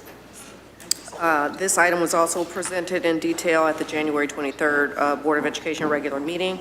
I move that the Board of Education approve the bid award for the Farmington STEAM Academy Fire Alarm System Update as outlined in the January 23rd, 24 letters from Plant Moran, Real Point, and McCarthy & Smith to Advanced Contracting and Electrical Services Incorporated in the amount of $307,132, including construction contingency, funds to come from the Capital Projects Building and Site 2020 Fund. Support. Motion for the STEAM Academy Fire Alarm Big Pack number 12, put forward by Ms. Weems, supported by Ms. Smith. Any discussion? Okay, could we have a roll call vote, please? You may. Ms. Smith? Yes. Ms. Fox? Yes. Ms. Weems? Yes. Mr. Walker? Yes. I myself am a yes. Dr. Blau? Yes. Motion carries. Next, we have the Central Office Renovation Bid Pack 13. Yes, Ms. Weems. This item was also presented in detail at the January 23rd, 24 Board of Education regular meeting. I move that the Board of Education approve the recommendation to move forward with the central office renovation to a district storage facility as presented. Support. Motion put forward by Ms. Weems regarding the Central Office Renovation Bid Pack 13, supported by Ms. Smith. Is there any discussion? I just wanted to acknowledge that I had some additional questions, and I'm very happy that Mr. Barth answered them for me. I really wanted to reground myself in cost and understand what the alternatives were. I satisfied myself that the cost associated with this was better than some of the alternatives. And I also wanted to get a sense for what the next steps were and when this would come back to us to review for actual approval of dollar amounts. Mm-hmm. Yes, yes. Thank you, Mr. Barth, for providing those details for us. Any further discussion? All right, may we please have a roll call vote? Ms. Smith? Yes. Ms. Fox? Yes. Ms. Weems? Yes. Ms. Heinrich? Yes. Mr. Walker? Yes. I myself am a yes. Dr. Blau? Yes. Motion carries. Wonderful. Next, under action items, we have the Farmington High School Canopy Bid Pack number 11. Yes, Ms. Weems. Again, this item was presented at the January 23rd, 24 Board of Education regular meeting. I move that the Board of Education approve the bid award for the Farmington High School Canopy exterior steel work as outlined in the February 6, 2024 letters from Plant Moran, Real Point, and McCarthy and Smith, and to Zach Welding and Custom Work, LLC, in the amount of $61,800. Funds to come from the previously approved construction contingency for bid pack 11 approved by the board on November 21st, 2023. Support. Motion by Ms. Weems regarding the Farmington High School Canopy bid pack number 11, supported by Mr. Walker. Is there any discussion of this item? Yes. Yeah, I just also wanted to acknowledge the fact that this had come before us before. We've reviewed all of the information. It was just that the bid had not been included for the alternate, and that's why it had to come back to us. So I just wanted to acknowledge this is why it's coming back, even though it was previously approved in November. Okay. Any further discussion? Seeing none, could we please have a roll call vote? Ms. Smith? Yes. Ms. Fox? Ms. Weems? Yes. Ms. Heinrich? Yes. Mr. Walker? Yes. I myself am a yes. Dr. Blau? Yes. Motion carries. Next, under action items, we have the 2023-24 first budget amendment. Yes, Mr. Walker. This item was presented in detail at the January 23rd, 2024 Board of Education regular meeting. I move that the Board of Education approve the revised General Appropriations Resolution 2023-2024 first budget amendment as presented at the January 23rd, 2024 regular meeting and waive the reading of the resolution. Support. Motion for the 2023-24 first budget amendment by Mr. Walker, supported by Mr. Rich. Is there any discussion of this item? Seeing none, we have a roll call vote. Ms. Smith? Yes. Ms. Fox? Yes. Ms. Weems? Yes. Ms. Heinrich? Yes. Mr. Walker? Yes. I myself am a yes. Dr. Blau? Yes. Motion carries. Next item, the review of recommended policy updates. Yes, Mr. Walker. This item was presented for the first reading at the January 23rd, 2024 Board of Education regular meeting. I move that the Board of Education adopt the Policy Board Governance Committee's recommendations as noted in the comments section of Miller Johnson's Policy Manual Update, November 20th, 2023, as presented for the following policies. Number 1, 1001, Organization and Functioning of the Board. Number 2, 2003, Education Records. Number 3, 2005, Communication. Number 4, 4003, Conditions of Employment. Number 5, 4004, Evaluations, Discipline, and Discharge and Resignations. Number 6, 4005, Other Matters of Employment. Number 7, 6006, Tobacco-Free Environment. Number 8, 8001, Acceptable Use. Number 9, 8002, Americans with Disabilities Act, ADA, Section 504 of the Rehabilitation Act of 1973, Section 504. Support. Motion by Mr. Walker to accept the recommended policy updates, and seconded by Ms. Smith. Is there any discussion? Yes. Just briefly, I wanted to thank the policy for these and providing them to us far ahead of time so that we were able to review them ahead of our last meeting, as well as get any questions answered heading into that meeting, which made it a lot easier coming forward for action today. Yes. Yes. I have a question. There was one policy in the last meeting that you said you were waiting for further clarification on. Can you speak to that? I cannot speak definitively at this time. I believe Dr. Delgado received a response back from Miller Johnson. I will have to go back and refer to that, and then I can get some information back to you at a later date. Actually, I did receive an update on that one. You're talking about the one suggesting language that updated responsibilities. Suicide. Yes. Speaking to suicide. So the attorneys came back and said that's not something that they felt strongly about recommending. It was not a policy matter that was required by law. And so that was something that, you know, based on the committee's perspective, wasn't something that we needed to add to our policy. Thank you. Thank you. Any further discussion? Okay, seeing none, could we please have a roll call vote? Ms. Smith? Yes. Ms. Fox? Yes. Ms. Weems? Yes. Ms. Heinrich? Yes. Mr. Walker? Yes. I myself am a yes. Dr. Blau? Yes. Motion carries. And finally, under action items this evening, we need to vote for a MASB Board of Directors for Region 8. There are 3 candidates. Yes.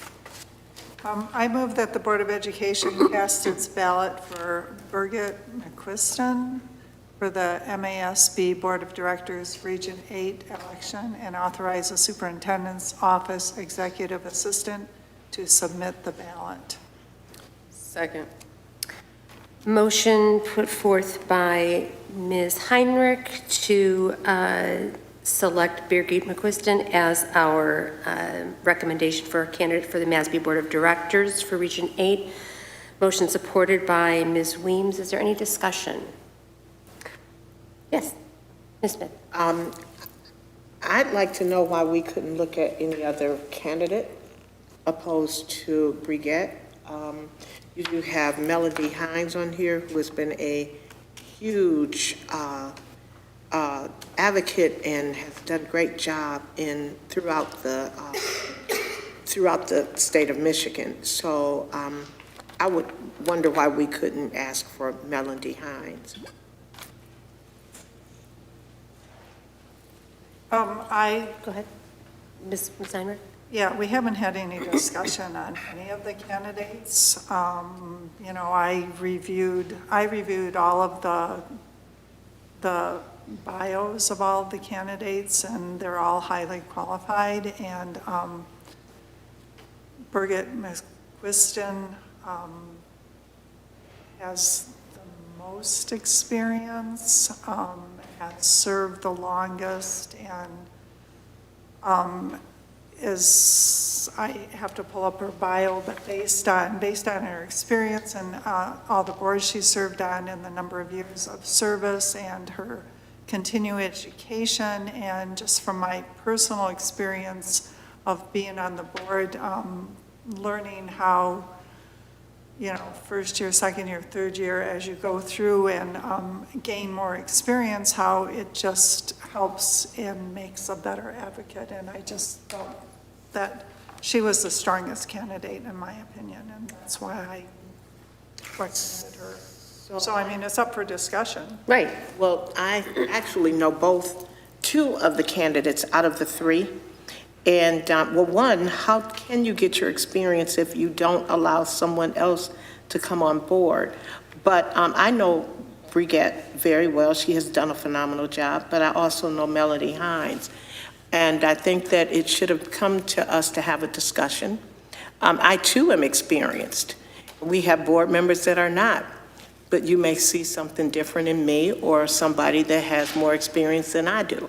So I think this should have gone up for discussion, opposed to just assuming that everybody would have picked Brigette. I do know Brigette. I have also served on the Oakland Board of Directors. Not a director, I stand corrected, because I'm pretty sure I'll get ripped apart about that, but I sat on the Oakland DEM directors. And I think that we need to look into other people sometime. I don't disagree at all with what was said. However, there's a lot of information in our board packet about all of the candidates.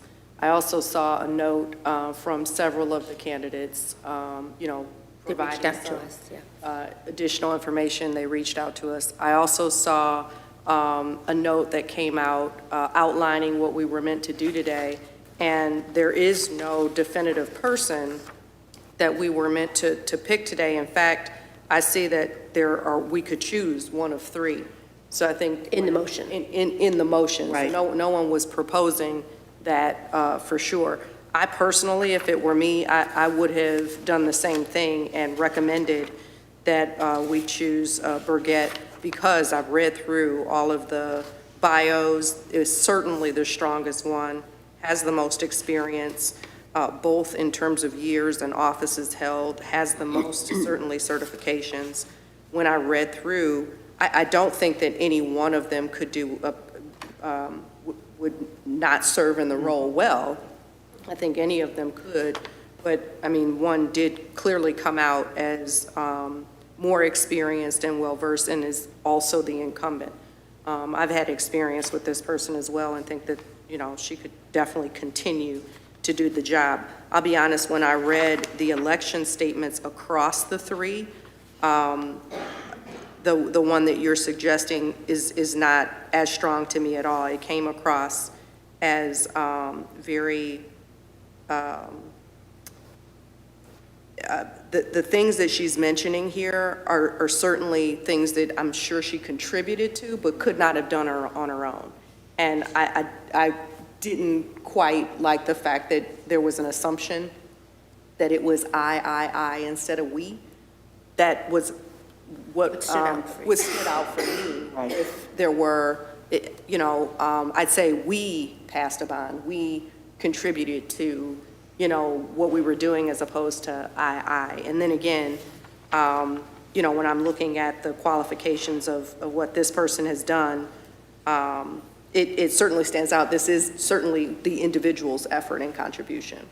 And then the third person I didn't look at really as much at all because it was a lot of personal information that didn't really suit the job.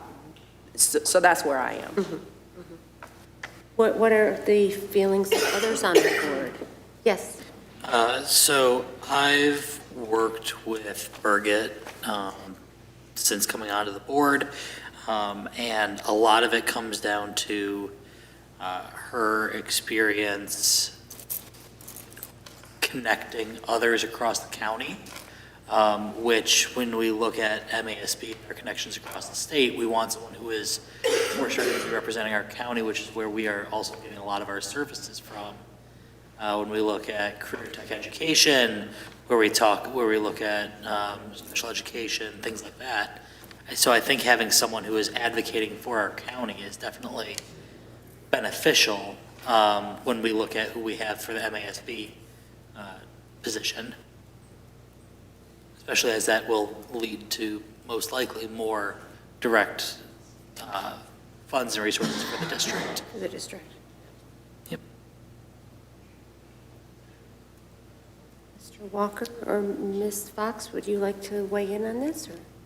I'm looking at McQuiston for the reasons stated, basically. I don't have a real idea about it one way or the other. I have read all of them. They all seem, I don't know them at all very well enough to really make a vote at this point. Okay. Okay, well, we have a motion on the table. Is there any further discussion? All right, then let's go ahead with a roll call vote. Ms. Smith? So what are we voting on? Whether or not we're selecting Birgit, that was the motion that was put forward. Are we selecting Birgit for our recommendation for candidate? Okay, so you're asking for the vote from me now? Correct. No. Ms. Fox? No. Ms. Weems? Yes. Ms. Heinrich? Yes. Mr. Walker? Yes. I myself am a yes. Dr. Blau? Yes. Motion carries. Moving on to our consent agenda. Cheryl? Yes, Ms. Fox. I would like to really talk about just a little bit about the agenda, the consent agenda, as it relates to the personnel items. I believe that because we don't know the items here for the personnel items, that I would like to, that the board needs to know that the personnel items are. Therefore, I motion that the personnel items be removed from the consent agenda and table for the next board meeting when we would have more specific information about these personnel items. Yes, Mr. Rich. The personnel items are listed in the board packet. They're all listed in the board. The personnel items. I didn't see it. I didn't see it. It's all here in the board packet. Yes. So would it? So I'm not comfortable with voting it because I did not see it. So as a point of order, Yes. there is a motion on the table, but a second has not been made. Yes. So what do we do when there's a motion on the table? Call for a second. If there's no second, then the We motion carry on. doesn't. Okay. Well, I will Second. remove my. Is there, I will remove. my- okay. I did not. Motion has been removed. Are we calling for the second at this point? No, she's removed the motion. Second, So now there needs to be New motion. a new motion at this motion point. to approve the consent agenda. Yes. So do we have a motion to approve the consent agenda? I move that the Board of Education approve the February 6, 2024 consent agenda as follows. A, approval of minutes. Number 1, January 20th, 2024 board retreat. Number 2, January 23, 2024 regular meeting. B, Head Start Director's monthly report. C, personnel items. Support. Motion to approve the consent agenda by Ms. Heinrich, supported by Mr. Walker. Any additional discussion? All in favor? Aye. Aye. Opposed? Abstentions? Motion passes. Next, we have reports from board representatives. Any reports from board representatives? I attended the PTA meeting last night as our board liaison, and many of the topics discussed here tonight were also, similar issues were raised during the PTA meeting, although that wasn't on the agenda, that is what emerged, and I was able to answer questions that were raised around these same issues. That is all from the PTA, yes. Oh, okay, you're done. I have a board representative. Yes, go ahead. Oh, okay. I was the board representative on the, what's the name of the strategic planning committee that reported the collaborative professional development for equity and innovation strategic planning committee. And I just want to reiterate, I'm really impressed with the job that the committee is doing and the dedication of our committee chairs, our teachers, and our community members. And it's a good process. Any other board representative reports? Before we adjourn, I'd like to acknowledge that we listened to a lot of input from our community this evening. I'll be reaching out to each of you so we can figure out what our next steps are in response to all that we heard tonight. Thank you all. Reaching out individually? Yes, yes, Because you haven't been doing that directly. yes. So I want to know if you are going to do it Yes. individually. Yes, Because you have not been. yes, I will be reaching out individually. This meeting is adjourned.